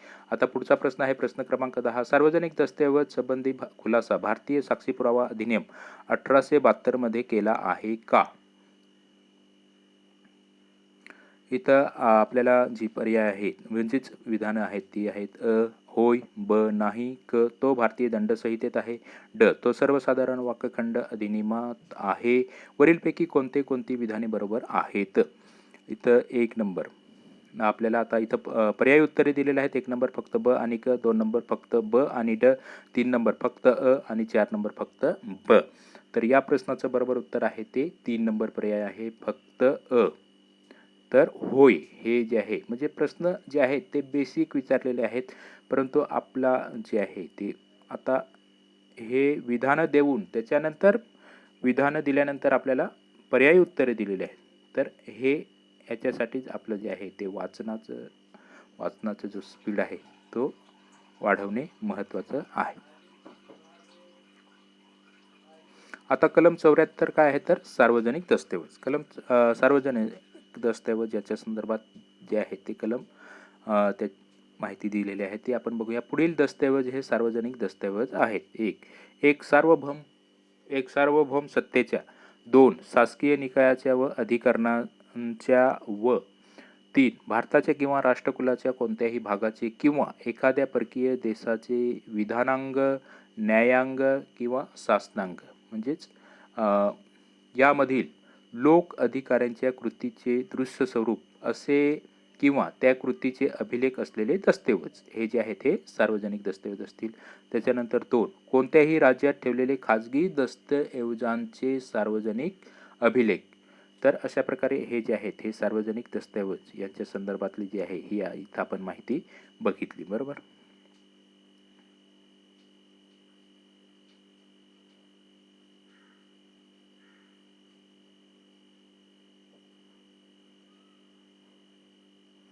आणि इथं जे आहे ते आता कलम 75 काय आहे तर खाजगी दस्तऐवज. अशा प्रकारे 2021 मध्ये जे काही प्रश्न होते ते आपण इथं बघितलेले आहेत. आता डिपार्टमेंटल PSI मुख्य परीक्षा 2017ची जी परीक्षा झालेली आहे त्याच्यामध्ये आपल्याला जे प्रश्न विचारलेले आहेत ते आपण इथं बघूया. प्रश्न क्रमांक 11 खालीलपैकी कोणत्या एकंदरीत आपल्याला जे आहेत ते 10 प्रश्न जे आहेत ते परीक्षेत विचारले जातात आणि त्याला मार्क्स किती आहेत तर 20 म्हणजे प्रत्येक प्रश्नाला जे आहे ते 2 मार्क्स आहेत. त्याच्यामुळे आता जे प्रश्न आहेत ते आपण प्रश्नांचं स्वरूप जे आहे ते बघितलं. आता 2017ची जी मुख्य परीक्षा झालेली आहे त्या परीक्षेमध्ये आपल्याला जे प्रश्न आलेले आहेत ते बघूया आपण. खालीलपैकी कोणत्या ठिकाणी भारतीय साक्षी पुरावा अधिनियम लागू होत नाही? 1 नंबर इथं आपल्याला पर्याय दिलेला आहे. 1 नंबर लष्करी न्यायालय, 2 नंबर कोणत्याही न्यायालयातील किंवा न्यायालयापुढील सर्व न्यायिक कारवाईंना, 3 नंबर लवादापुढील कारवाईंना, 4 नंबर भूसेना अधिनियम याखालील भरवलेल्या लष्करी न्यायालयाहून अन्न. तर या प्रश्नाचं बरोबर उत्तर आहे ते 3 नंबर पर्याय आहे लवादापुढील कार्यवाहींना जे आहे तो भारतीय साक्षी पुरावा अधिनियम लागू होत नाही. त्या संदर्भात माहिती जी आहे ती कलम 1 मध्ये देण्यात आलेली आहे. हे जे ऑप्शन दिलेले आहेत तीच ही माहिती आहे त्या कलम 1 मध्ये. आणि त्याच्यामध्ये कोणत्याही न्यायालयाला किंवा अधिकाऱ्याला सादर केलेल्या प्रतिज्ञालेखांना किंवा लवादापुढील कार्यवाहींना तो लागू नाही. तर अशा प्रकारे कलम 1 जे आहे त्या संदर्भात जी आहे ते आपल्याला इथं माहिती म्हणजेच त्या संदर्भात आपल्याला हा प्रश्न विचारलेला आहे. आता पुढचा प्रश्न आहे प्रश्न क्रमांक 12. चौकशी तथ्याविषयक बाबीसंबंधी आपणासमोर जी कथने करण्यास न्यायालय साक्षीदारांना परवानगी देते किंवा आवश्यक करतो ती सर्व कथने किंवा अशा कथनांना टिंब असे म्हटले जाते. 1 नंबर तथ्य, 2 नंबर वाद तथ्ये, 3 नंबर तोंडी पुरावा, 4 नंबर वरीलपैकी कोणतेही नाही. तर या प्रश्नाचं बरोबर उत्तर आहे ते 3 नंबर पर्याय आहे तोंडी पुरावा, ओरल एव्हिडन्स. आता प्रश्न क्रमांक 13. प्रलोभन, धमकी किंवा वचन याद्वारे मिळवलेला कबुली जबाब फौजदारी कार्यवाहीत संबद्ध असतो. याबाबत भारतीय साक्षी पुरावा अधिनियमाच्या कोणत्या तरतुदीमध्ये उल्लेख केलेला आहे? तर या प्रश्नाचं जे बरोबर उत्तर आहे ते 1 नंबर पर्याय आहे कलम 24. आणि इथं आपल्याला जे कलम 2 दिलेले आहेत अजून पर्यायामध्ये त्या संदर्भात पण आपण माहिती बघूया. तर आपण कलम 24 संदर्भात माहिती बघूया. कलम 24 काय आहे तर प्रलोभन, धमकी किंवा वचन याद्वारे मिळवलेला कबुली जबाब हा फौजदारी कार्यवाहीत किंवा असंबद्ध असतो म्हणजेच ग्राह्य नसतो. बरोबर, ग्राह्य नसतो. कारण आरोपी व्यक्तीविरुद्ध केल्या गेलेल्या दोषारोपाच्या संबंधात अधिकार स्थानावरील व्यक्तीने कोणतेही प्रलोभन दाखवल्यामुळे, धमकी दिल्यामुळे किंवा वचन दिल्यामुळे आरोपीने कबुली जबाब दिलेला आहे असे न्यायालयाला दिसून आले व तसा कबुली जबाब दिल्याने आरोपी विरुद्ध होणाऱ्या कार्यवाहीत आपल्याला ऐहिक स्वरूपाचा काही फायदा होईल किंवा तशा स्वरूपाचा काही दुष्परिणाम टाळता येईल असे मानण्याच्या दृष्टीने आरोपीला वाजवी वाटतील अशी कारणे त्याला मिळण्यास न्यायालयाच्या मते ते प्रलोभन, धमकी किंवा वचन पुरेसे असेल तर तो कबुली जबाब फौजदारी कार्यवाहीत असंबद्ध म्हणजेच असतो म्हणजेच ग्राह्य म्हणजेच लागू नसतो. तर अशा प्रकारे हे कलम 24 आहे. आणि कलम 25 काय आहे तर पोलीस अधिकाऱ्यांकडे दिलेला कबुली जबाब साबित करायचा नाही. कलम 26 पोलिसांच्या हवालतीत असताना आरोपीने दिलेला कबुली जबाब त्यांच्या विरुद्ध साबित करायचा नाही. अशा प्रकारे ही जी कलम आहेत ही आपण इथं घेतलेली आहेत, कारण हे वारंवार बघितल्यानंतर ते आपल्या लक्षात राहतात. थोडासा हा जो कायदा आहे हा पाठांतर म्हणजे ह्या कायद्याचं आपण पाठांतर करणे महत्त्वाचं आहे. आता प्रश्न क्रमांक 14. भारतीय साक्षी पुरावा कायदा 1872 अन्वये साक्षीदारांची सत्यता तपासणे म्हणजे टिंबची खात्री करणे होय. तर या प्रश्नाचं बरोबर उत्तर आहे ते 1 नंबर पर्याय आहे प्रामाणिकपणाची खात्री करणे. हे जे आहे या संदर्भात हे कलम आहे. तर हा प्रश्न क्रमांक 14 याच्यामध्ये या प्रश्नाचं उत्तर आहे ते 1 नंबर पर्याय. आता पुढचा प्रश्न आहे प्रश्न क्रमांक 15. एखाद्याने स्त्रीच्या तारुण्याचा व बळजबरीने तिचे कौमार्य भंग केले असेल तर आरोपी प्रस्थापित गुन्हा सिद्ध करण्यासाठी भारतीय पुरावा कायद्यानुसार कोणते पुरावे असणे आवश्यक आहेत? 1 नंबर पर्याय आहे त्या स्त्रीचा इतर दुसऱ्या व्यक्तींशी शारीरिक संबंध झाला नसावा. 2 आरोप करताना आरोप करण्यात आलेले परस्पर संबंध. 3 सदर व्यक्ती स्त्रीच्या इच्छेविरुद्ध व सक्तीने होते. सदर कृती स्त्रीच्या इच्छेविरुद्ध व सक्तीने होते. आणि खालचा जो आहे पर्याय म्हणजे 4 नंबर पर्याय आहे तो आहे वरील सर्व. तर या प्रश्नाचं बरोबर उत्तर आहे ते 4 नंबर वरील सर्व. कारण क्रम 114 जे आहे त्या संदर्भातला हा प्रश्न आहे. आता पुढचा प्रश्न आहे प्रश्न क्रमांक 16. भारतीय साक्षी पुरावा कायदा 1872 अंतर्गत विधान 1 बलात्कार या शब्दाचा अर्थ म्हणजे स्त्रीच्या इच्छेविरुद्ध बळजबरी करून तिचे लैंगिक शोषण करणे. विधान 2 संमतीच्या वयानुसार एखाद्या बालकाचा लैंगिक छळ हा देखील बलात्काराचा गुन्हा आहे, कारण अशा कोमल वयामधील मुलास संमती देण्यास असमर्थ मानले जाते. इथं आपल्याला विधान जे दिलेले आहेत म्हणजे पर्याय दिलेले आहेत ते बघूया. विधान 1 सत्य व 2 असत्य आहे. विधान 1 असत्य व विधान 2 सत्य आहे. 3 नंबर विधाने 1 व विधाने 2 सत्य आहेत. आणि 4 नंबर वरीलपैकी काहीही नाही. तर या प्रश्नाचं बरोबर उत्तर आहे ते 3 नंबर पर्याय आहे. दोन्ही विधाने 1 व 2 सत्य आहेत. तर या प्रश्नाचं उत्तर काय येईल तर 3 नंबर पर्याय. आता पुढचा प्रश्न आहे प्रश्न क्रमांक 17. भारतीय साक्षी पुरावा अधिनियम 1872च्या कलम 75 मध्ये टिंबटिंबचा उल्लेख आहे. तर या प्रश्नाचं बरोबर उत्तर आहे ते 2 नंबर पर्याय. कलम 75 मध्ये काय आहे तर कलम 75 काय आहे तर खाजगी दस्तऐवज.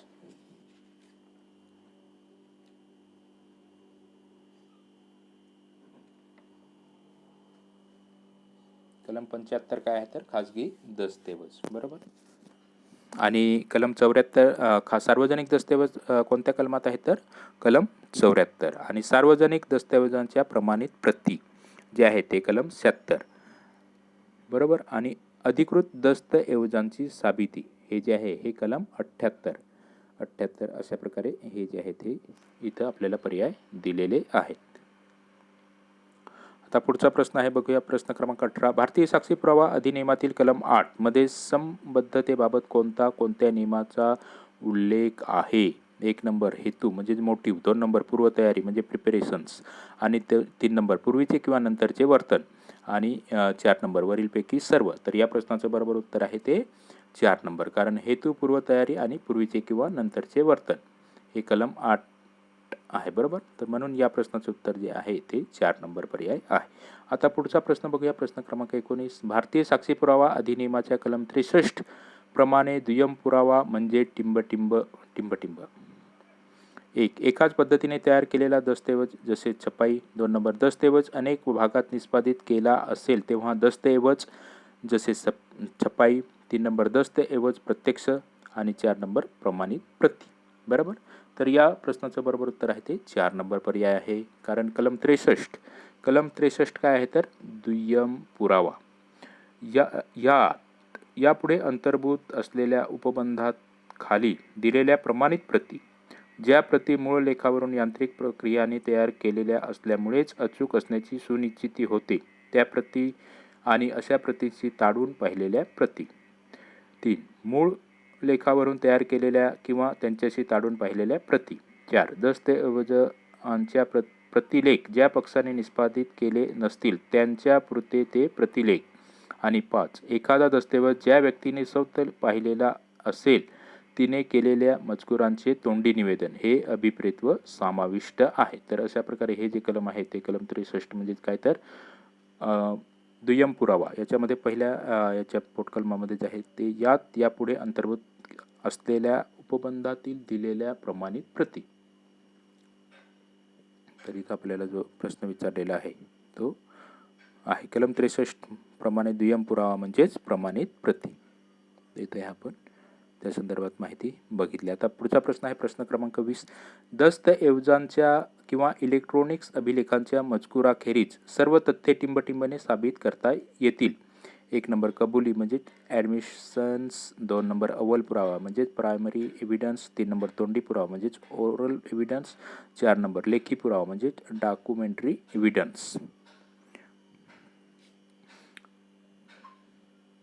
तर या प्रश्नाचं बरोबर उत्तर आहे ते 3 नंबर पर्याय आहे ते तोंडी पुरावा. कारण तोंडी पुराव्याने तथ्यांची साबिती करता येते. बरोबर. दस्तऐवजांच्या मजकुराखेरीज सर्व तथ्ये ही तोंडी पुराव्याने साबित करता येतात. आणि कलम 17 त्याच्यामध्ये कबुली या कबुली संदर्भात व्याख्या आहे कलम 62 अव्वल पुरावा न्यायालयाच्या निरीक्षणार्थ हजर करण्यात आलेला खुद्द तो दस्तऐवज असा आहे. तर अशा प्रकारे इथं आपण जे आहे ते आपण या संदर्भात जे आहे ती माहिती घेतलेली आहे. आता पुढचा जो पेपर आहे तो 2016ची मुख्यपरीक्षेसंदर्भातला हा प्रश्न आहे. तर त्यातले जे प्रश्न आहेत ते आपण आता इथं बघूया. कारण त्यावेळेस जी परीक्षा होती ती एका प्रश्नाला 1 मार्क्स होते. आता एका प्रश्नाला 2 मार्क्स आहेत. तर प्रश्न कसे विचारलेले आहेत ते पण आपण इथं बघूया.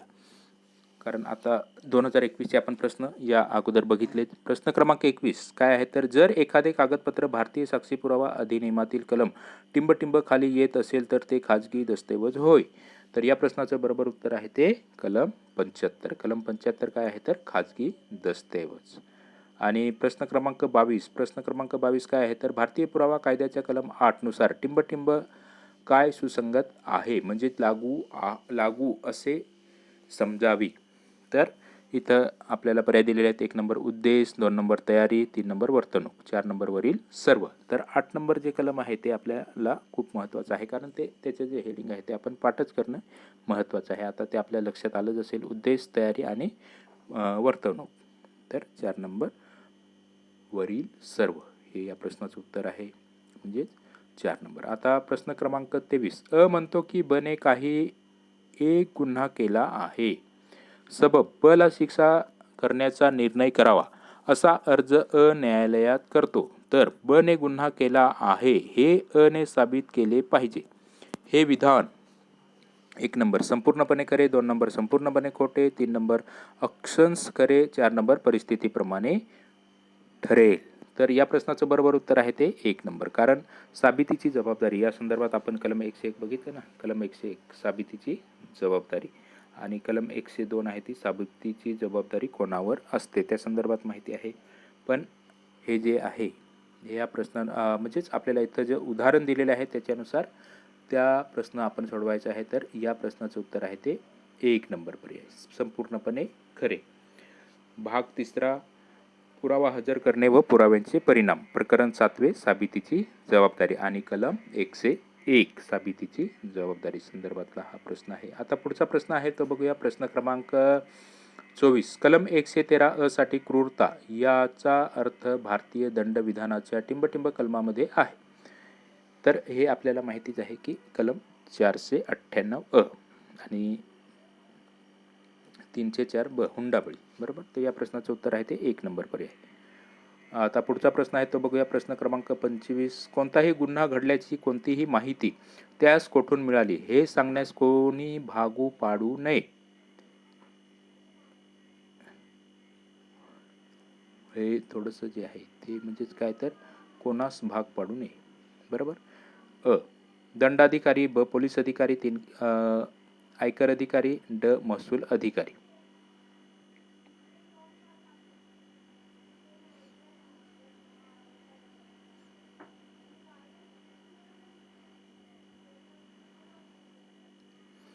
तर या प्रश्नाचे जे बरोबर उत्तर आहे ते 3 नंबर फक्त आणि ब. आता पुढचा प्रश्न आहे तो बघूया. प्रश्न क्रमांक 26 कलम 60 नुसार तोंडी पुरावा असतो. काय असतो तर प्रत्यक्ष, फक्त प्रत्यक्ष. आणि पुढचा प्रश्न आहे कलम 27 भारतीय पुरावा कायदा 1872 नुसार कलम 45 नुसार निशांताचे अभिप्राय टिंब साठी असतो. 1 नंबर हस्ताक्षर ओळख, 2 नंबर बोटांचे ठसे, 3 नंबर हस्ताक्षर आणि बोटांचे ठसे, 4 नंबर वरीलपैकी कशासाठीही नाही. तर या प्रश्नाचं बरोबर उत्तर आहे ते 3 नंबर पर्याय आहे कलम 45 नुसार बरोबर. तर या प्रश्नाचं बरोबर उत्तर आहे ते 3 नंबर पर्याय. आता पुढचा प्रश्न आहे प्रश्न क्रमांक 28 भारतीय पुरावा कायदा कलम 26 नुसार जर कोणी पोलीस अंमलदाराच्या रखवालीत असताना काही कबूल करील तर तो ग्राह्य धरण्यात येईल जर ती कबुली टिंब समक्ष दिली असेल तरच. 1 नंबर इथं आपल्याला हे जे आहेत ऑप्शन म्हणजेच हे दिलेले आहेत विधानं.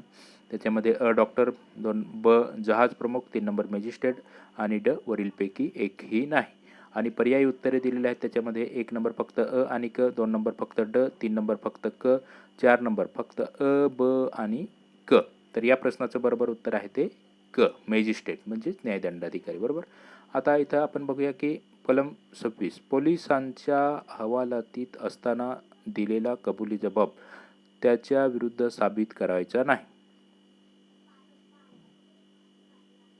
आता इथं हे जे आहे ते आपण कलम 26 संदर्भात माहिती इथं घेतलेली आहे. कलम कबुली जबाब त्यांच्या विरुद्ध साबित करायचा नाही. कोणतीही व्यक्ती पोलीस अधिकाऱ्यांच्या हवालतीत म्हणजेच अटकेत असताना तिने दिलेला कबुली जबाब हा दंडाधिकाऱ्यांच्या प्रत्यक्ष उपस्थित दिलेला नसेल तर तो अशा व्यक्तीविरुद्ध साबित करता येणार नाही.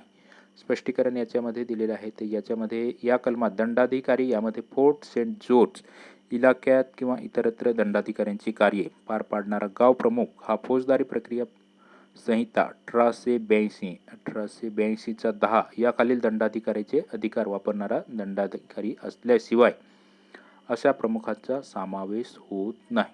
तर त्या संदर्भात इथं माहिती दिलेली आहे. म्हणजेच या प्रश्नाचं जे उत्तर आहे ते क म्हणजेच मॅजिस्ट्रेट.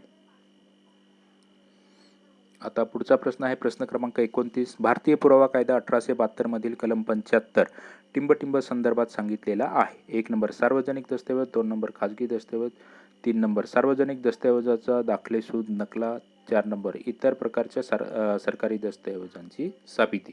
तर या प्रश्नाचं बरोबर उत्तर आहे ते 2 नंबर पर्याय आहे. कारण कलम 75 काय आहे तर खाजगी दस्तऐवज आणि कलम 74 काय आहे तर सार्वजनिक दस्तऐवज आणि सार्वजनिक दस्तऐवजांच्या दाखलेसूद नकला हे जे आहे हे कलम 76 आहे. आणि 4 नंबर इतर प्रकारच्या सरकारी दस्तऐवजांच्या म्हणजेच दस्तऐवजांची साबिती जे आहे ते कलम 77 आहे. बरोबर. आता पुढचा प्रश्न आहे तर बघूया प्रश्न क्रमांक 30. खालीलपैकी गुन्ह्याची कोणती पायरी नेहमी शिक्षेस पात्र ठरते? इथं 1 नंबर हेतू, 2 नंबर प्रयत्न, 3 नंबर पूर्ण कृत्य, 4 नंबर पूर्वतयारी. तर या प्रश्नाचं बरोबर उत्तर आहे ते 3 नंबर. कारण खालीलपैकी गुन्ह्याची कोणती पायरी नेहमी शिक्षेस पात्र ठरते तर पूर्ण कृत्य. ज्यावेळेस पूर्ण म्हणजेच मर्डर पूर्ण. आता समजा आपण हे केलं मर्डर संदर्भात, तर जर एखाद्या आरोपीने मर्डर केला असेल तरच ते पूर्ण कृत्य होतं आणि त्याच्यानंतर मग गुन्ह्याची कोणती पायरी नेहमी शिक्षेस पात्र ठरते तर पूर्ण कृत्य केलं तरच ते म्हणजेच हे शिक्षेस पात्र ठरते. पूर्ण कृत्य असं येईल या प्रश्नाचं उत्तर. आता पुढचा प्रश्न आहे प्रश्न क्रमांक 31. साक्षी पुरावा अधिनियमातील कलम 25 नुसार पोलीस अधिकाऱ्यांचे खालीलपैकी कोणते वैशिष्ट्य नाही? 1 नंबर तपास करण्याचा अधिकार, 2 नंबर गुन्हेगारांवर फौजदारी खटला न भरण्याचा अधिकार, 3 नंबर आरोपी विरुद्ध दोषारोपपत्र तयार करणे, 4 नंबर गुन्हेगाराविरुद्ध अहवाल तयार करण्याचा अधिकार. तर गुन्हेगारांवर फौजदारी खटला न भरण्याचा अधिकार. इथं आपण कलम जे आहे ते समजून घेणे महत्त्वाचे आहे. कारण प्रश्न काय विचारला आहे तर साक्षी पुरावा अधिनियमातील कलम 25 नुसार पोलीस अधिकाऱ्यांचे खालीलपैकी कोणते वैशिष्ट्य नाही? तर या प्रश्नाचं बरोबर उत्तर आहे ते 2 नंबर पर्याय आहे. आता आपण इथं कलम 25 बघूया की पोलीस अधिकाऱ्यांकडे दिलेला कबुली जबाब साबित करायचा नाही. हे जे आहे हे कलम 25 आहे. हे फक्त आपण इथं बेसिकच घेतलेलं आहे. आता पुढचा प्रश्न आहे 32. प्रश्न क्रमांक 32. पुरावा कायद्याच्या कलम 27 अन्वये आरोपीचा जबाब ग्राह्य ठरवण्याकरिता कोणत्या अटी आहेत? 1. तो इसम बयान देतेवेळी पोलिसांच्या रखवालीत असला पाहिजे. 2. त्या इसमाने दिलेल्या कबुली जबाबामुळे एखादी गोष्ट उघडकीला आली पाहिजे. 3. त्या माहितीचा त्या गोष्टींशी स्पष्टपणे जेवढा संबंध उघडकीस येतो. आणि 4. वरीलपैकी सर्व. तर या प्रश्नाचं उत्तर आहे ते वरीलपैकी सर्व. आता कलम 27 काय आहे तर आरोपीकडून मिळालेल्या माहितीपैकी किती भाग साबित करता येईल या संदर्भात जे आहे ती कलम 27 मध्ये दिलेली आहे. म्हणजे कलम 27 नुसारच आपण निवेदन पंचनामा जो आहे तो करतो. बरोबर. आता इथं त्या संदर्भात आपण माहिती बघूया थोडक्यात. परंतु कोणत्याही अपराधाचा आरोप असलेली एखादी व्यक्ती पोलीस अधिकाऱ्यांच्या हवालतीत असताना तिच्याकडून मिळालेल्या माहितीच्या अनुषंगाने एखादे तथ्य उघडकीस आले आहे अशी जबानी देण्यात आली असेल तेव्हा अशा माहितीपैकी जेवढा भाग त्यामुळे उघडकीस आलेल्या तथ्याशी निसंदिग्धपणे संबंधित असेल तेवढा साबित करता येईल. मग कबुली जबाब या सदरात तो येवो वा न येवो. तर या संदर्भात जे आहे ते कलम 27 आहे. बरोबर. आता डिपार्टमेंटल PSI 2013ची जी परीक्षा झालेली आहे त्या परीक्षेमध्ये आपल्याला जे प्रश्न विचारलेले आहेत ते आपण बघूया. प्रश्न क्रमांक 33. भारतीय पुरावा अधिनियम 1872च्या कलम 125 नुसार कोणत्याही अधिकाऱ्याला किंवा पोलीस अधिकाऱ्याला किंवा महसूल अधिकाऱ्याला कोणताही अपराध घडल्याची कोणतीही माहिती कुठून मिळाली हे सांगण्याची सक्ती केली जाणार नाही. हे वाक्य 1 नंबर बरोबर आहे, 2 नंबर चूक आहे, 3 नंबर औषध बरोबर व औषध चूक आहे, 4 नंबर सांगू शकत नाही. जर आपण हे जर कलम वाचलेले असतात म्हणजे अभ्यासक्रम जर आपल्याला माहिती असेल तर हा प्रश्न आपण आरामशीर सोडवू शकतो. म्हणजेच या प्रश्नाचं बरोबर उत्तर आहे ते 1 नंबर पर्याय. म्हणजे जे ठराविकच कलम आहेत त्यांच्यावरच प्रश्न जे आहेत ते विचारलेले आहेत. कलम 125 बरोबर.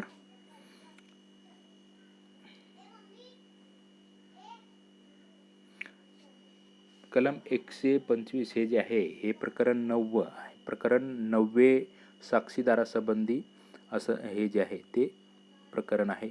तर ते पण आपल्याला माहिती असणं महत्त्वाचं आहे. कारण आता सध्या जे एक प्रश्न जो आहे तो 2 मार्काला विचारला जातो. तर 2 मार्काच्या नुसार हे 1 मार्कासाठी प्रश्न विचारले जायचे ना, तर त्याप्रमाणे हे प्रश्न आहेत.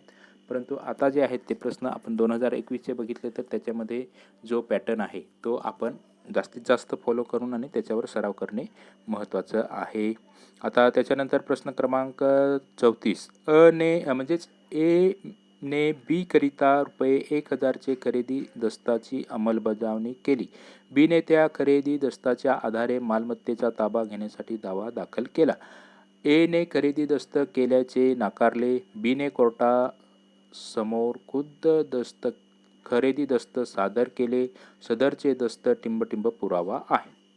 तर या संदर्भात जे आहेत म्हणजेच हा प्रश्न आहे तो पुरावे संदर्भातला आहे हा.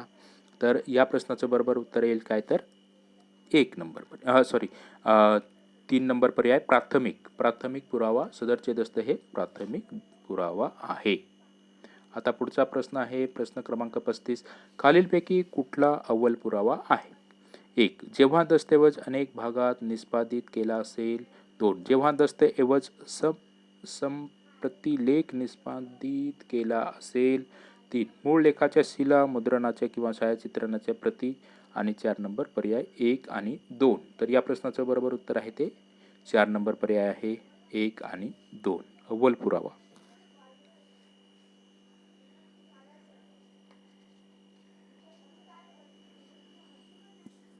कलम 62 अव्वल पुरावा म्हणजे काय तर कलम 62.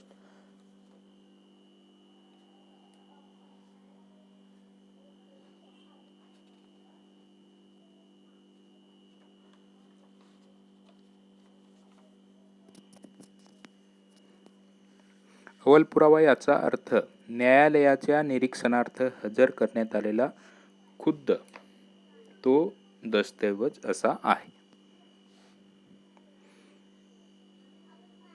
त्याच्या संदर्भात जी आहेत ती दोन स्पष्टीकरणं आहेत.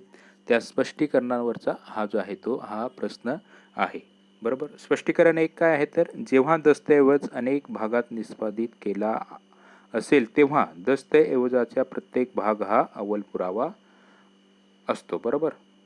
आणि जेव्हा दस्तऐवज संप्रतिलेख निष्पादित केला असून प्रत्येक प्रतिलेख हे पक्षकारांपैकी फक्त एकेकानेच किंवा काहींनीच निष्पादित केलेला असतो तेव्हा प्रत्येक प्रतिलेख तो निष्पादित करणाऱ्या पक्षकारापुरता अव्वल पुरावा असतो. तर हा जो प्रश्न आहे तो कलम 62 मधलं स्पष्टीकरण पहिलं आहे. तिथनं हा प्रश्न आपल्याला विचारलेला आहे. तर कलम 62 काय आहे तर अव्वल पुरावा आणि याचा अर्थ न्यायालयाच्या निरीक्षणार्थ हजर करण्यात आलेला खुद्द तो दस्तऐवज असा आहे. त्याच्यामध्ये स्पष्टीकरण 1 काय आहे तर जेव्हा दस्तऐवज अनेक भागात निष्पादित केलेला असेल तेव्हा दस्तऐवजाचा प्रत्येक भाग हा अव्वल पुरावा असतो. आणि स्पष्टीकरण 1 मधलंच आहे ते जेव्हा दस्तऐवज प्रतिलेख निष्पादित केलेला असून प्रत्येक प्रतिलेख हा पक्षकारांपैकी फक्त एकेकानेच किंवा काहींनीच निष्पादित केलेला असतो तेव्हा प्रत्येक प्रतिलेख तो निष्पादित करणाऱ्या पक्षकारांपुरता अव्वल पुरावा असतो. तर या स्पष्टीकरण 1 वर हा प्रश्न आपल्याला विचारलेला आहे. आणि स्पष्टीकरण 2 काय आहे तर मुद्रणाच्या शिळामुद्रणाच्या किंवा छायाचित्रणाच्या कार्यपद्धतीप्रमाणे अनेक दस्तऐवज सर्व एकाच एकरूप प्रक्रियेने तयार करण्यात आले असतील तेव्हा प्रत्येक दस्तऐवज बाकीच्या दस्तऐवजातील मजकुराचा अव्वल पुरावा असतो. पण जेव्हा तो दस्तऐवज एकाच मूळ लेखाच्या नकला असतात तेव्हा ते मूळ लेखाच्या मजकुराचा अव्वल पुरावा नसतात. तर अशा प्रकारे हा प्रश्न आहे तो कलम 62 मधील जी स्पष्टीकरणं आहेत 1 आणि 2 त्याच्यावरनं हा जो आहे तो प्रश्न आपल्याला विचारलेला आहे. आता पुढचा प्रश्न आहे तो बघूया आपण. प्रश्न क्रमांक 36. भारतीय साक्षी पुरावा अधिनियम 1872च्या कलम 24 अन्वये खालील पद्धतीने घेतलेला कबुली जबाब हा असंबद्ध ठरतो. तर या प्रश्नाचं बरोबर उत्तर आहे ते 1 नंबर पर्याय आहे. प्रलोभन, धमकी किंवा वचन दिल्यामुळे जो काय कबुली जबाब घेतला जातो म्हणजेच कलम 24 हे आपण इथं लक्षात ठेवणे महत्त्वाचं आहे. प्रलोभन, धमकी किंवा वचन म्हणजे एकंदरीत आपला अभ्यासक्रम जो आहे ना तो रट्टा मारून आपण पाठ करणे महत्त्वाचं आहे. आता पुढचा प्रश्न आहे तो म्हणजे प्रश्न क्रमांक 37. भारतीय पुरावा अधिनियम 1872 नुसार कोणत्या परिस्थितीत कोर्ट तज्ज्ञांचे मत घेऊ शकते?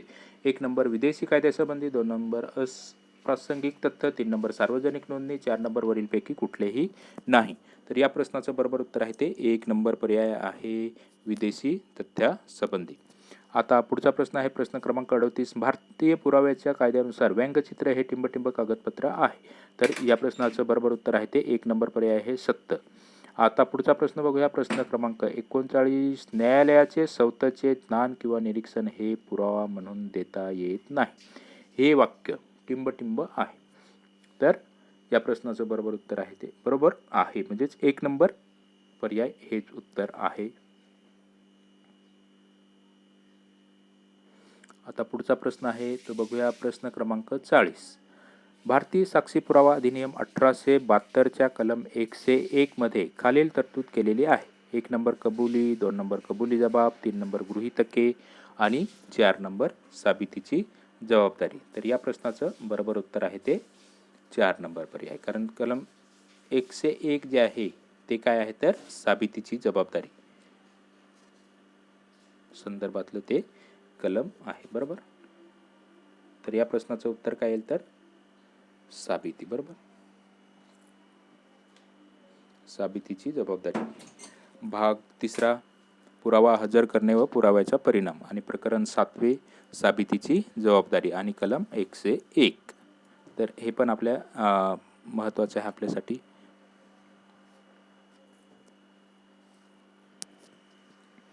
आणि कबुलीची व्याख्या कोणत्या कलमात आहे तर कलम 17. पण ते आपल्याला अभ्यासक्रमामध्ये नाही. बरोबर. आता पुढचा प्रश्न आहे प्रश्न क्रमांक 41. दस्तऐवजांच्या समपहरणाची घोषणा केलेल्या आदेशाविरुद्ध अर्ज येथे करता येतो. 1 नंबर कोणतेही न्यायालय, 2 नंबर जिल्हा न्यायालय, 3 नंबर वरीलपैकी नाही. तर या प्रश्नाचं बरोबर उत्तर आहे ते 3 नंबर पर्याय आहे उच्च न्यायालय.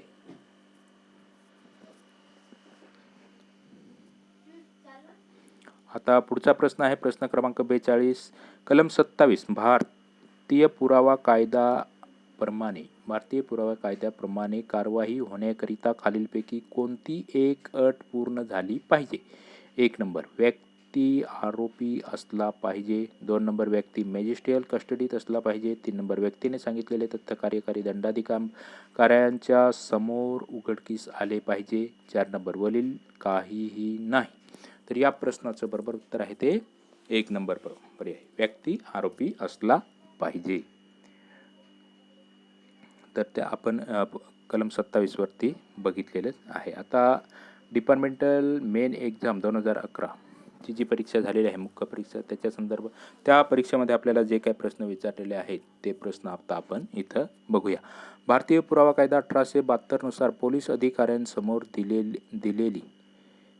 दिलेली गुन्ह्याची कबुली आरोपीविरुद्ध सिद्ध होत नसते. हे विधान टिंबटिंब आहे. तर हे विधान जे आहे ते 1 नंबर पर्याय बरोबर आहे. म्हणजे या प्रश्नाचं उत्तर काय तर 1 नंबर पर्याय बरोबर आहे. आणि पुढचा प्रश्न आहे प्रश्न क्रमांक 44. साक्षी पुरावा अधिनियमाच्या कोणत्या कलमामध्ये खाजगी दस्तऐवजाची व्याख्या दिलेली आहे? 1 नंबर कलम 73, 2 नंबर कलम 74, 3 नंबर कलम 75 आणि 4 नंबर जे आहे ते कलम 76.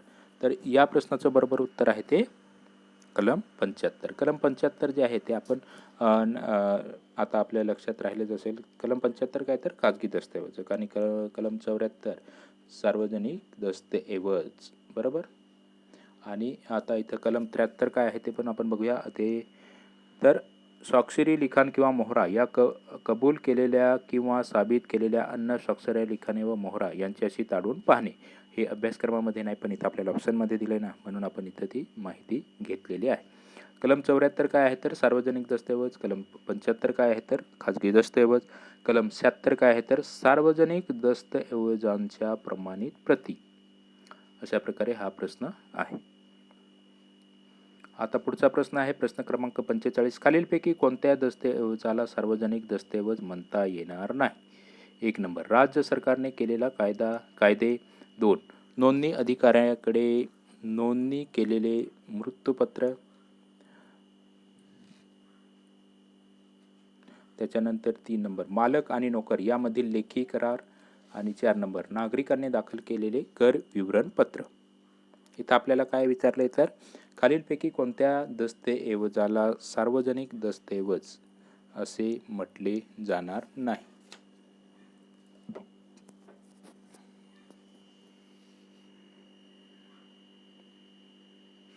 तर या प्रश्नाचं बरोबर उत्तर आहे ते 3 नंबर पर्याय आहे.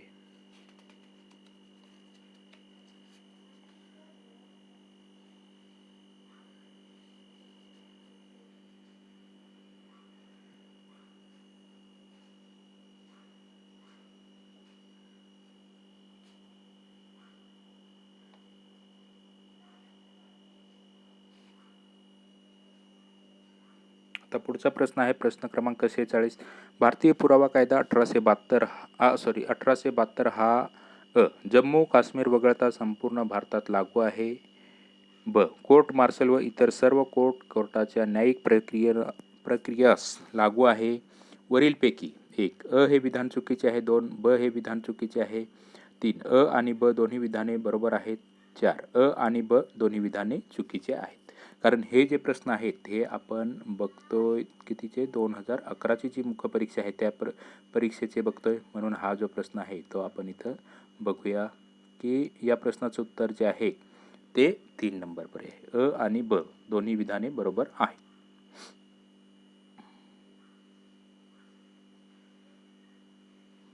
आता पुढचा प्रश्न आहे प्रश्न क्रमांक 47. ब ने गुन्हा केला असून न्यायालयाने त्याला शिक्षा द्यावी असे न्यायालयात अ म्हणत असेल तर साबितीची म्हणजे सिद्ध करण्याची जबाबदारी कोणावर असेल? बरोबर. तर साबितीची जबाबदारी जी असते जो फिर्यादी असतो म्हणजे त्याच्यावर असते. बरोबर. म्हणून ब ने गुन्हा केला असून न्यायालयाने त्याला शिक्षा द्यावी असे न्यायालयात अ म्हणत असेल म्हणजेच अ हा फिर्यादी झाला. बरोबर. ब हा गुन्हेगार झाला. बरोबर असेल तर साबितीची सिद्ध करण्याची जबाबदारी कोणावर असेल तर फक्त अवर असेल. म्हणजे या प्रश्नाचं उत्तर काय आहे तर फक्त अवर. प्रश्न क्रमांक 48. भारतीय पुरावा कायद्याप्रमाणे कोर्ट या शब्दाच्या अर्थात खालील कोणती व्यक्ती अंतर्भूत नाही?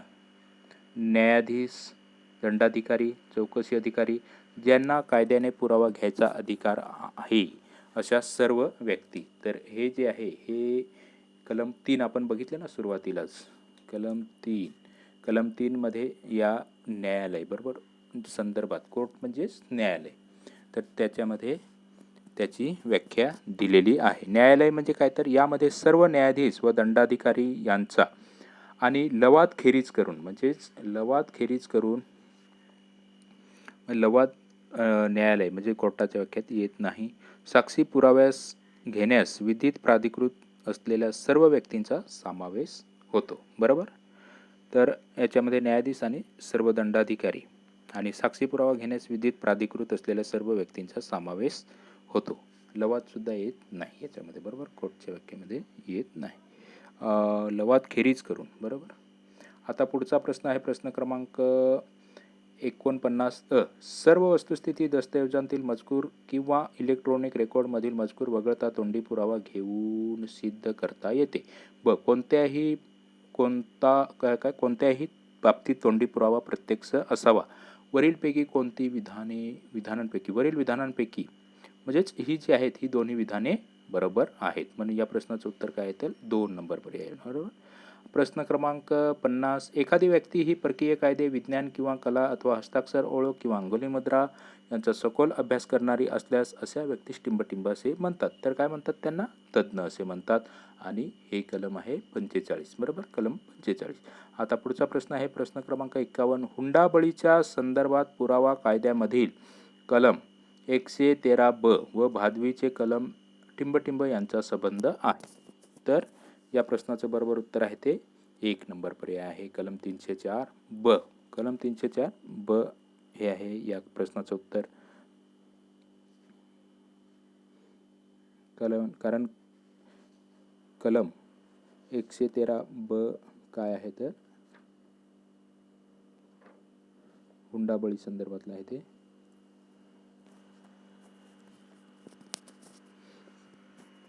आणि म्हणजेच हुंडाबळी संदर्भातलं ते गृहीतक, बरोबर आहे ते.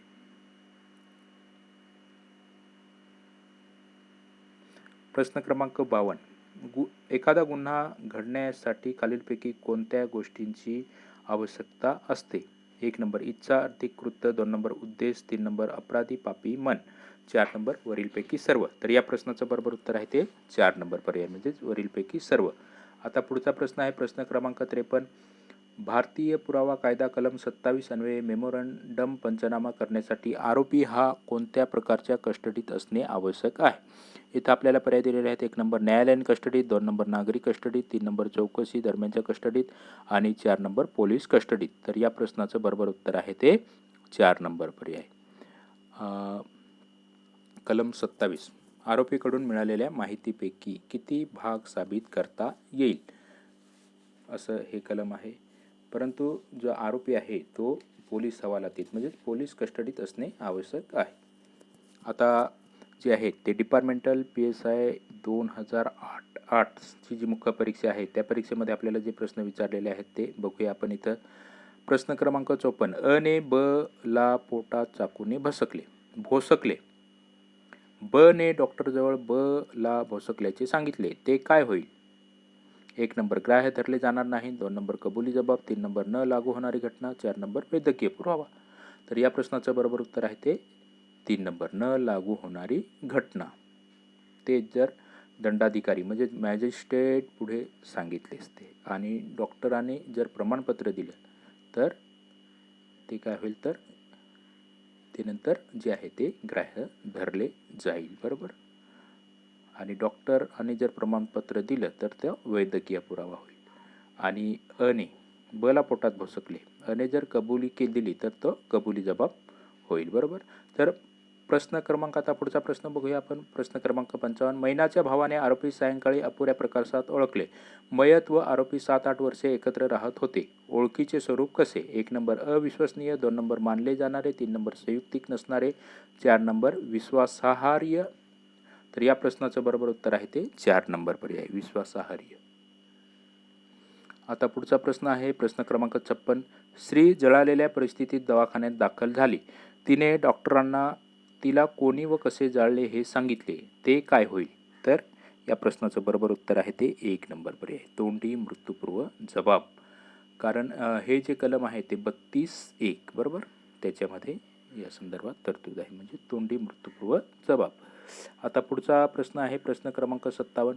प्रश्न क्रमांक 57, डॉक्टरांनी झालेल्या जखमा व संभाव्य हत्याराबद्दल दाखला दिला, तो काय होईल? 1 नंबर मृत्यूच्या कारणाचा दाखला, 2 नंबर सुस्थितीचे प्रमाणपत्र, 3 नंबर तज्ज्ञांचे मत, 4 नंबर रासायनिक पृथक्करणाचा अहवाल. तर या प्रश्नाचं बरोबर उत्तर आहे ते 3 नंबर म्हणजे तज्ज्ञांचे मत. पुढचा प्रश्न आहे प्रश्न क्रमांक 58.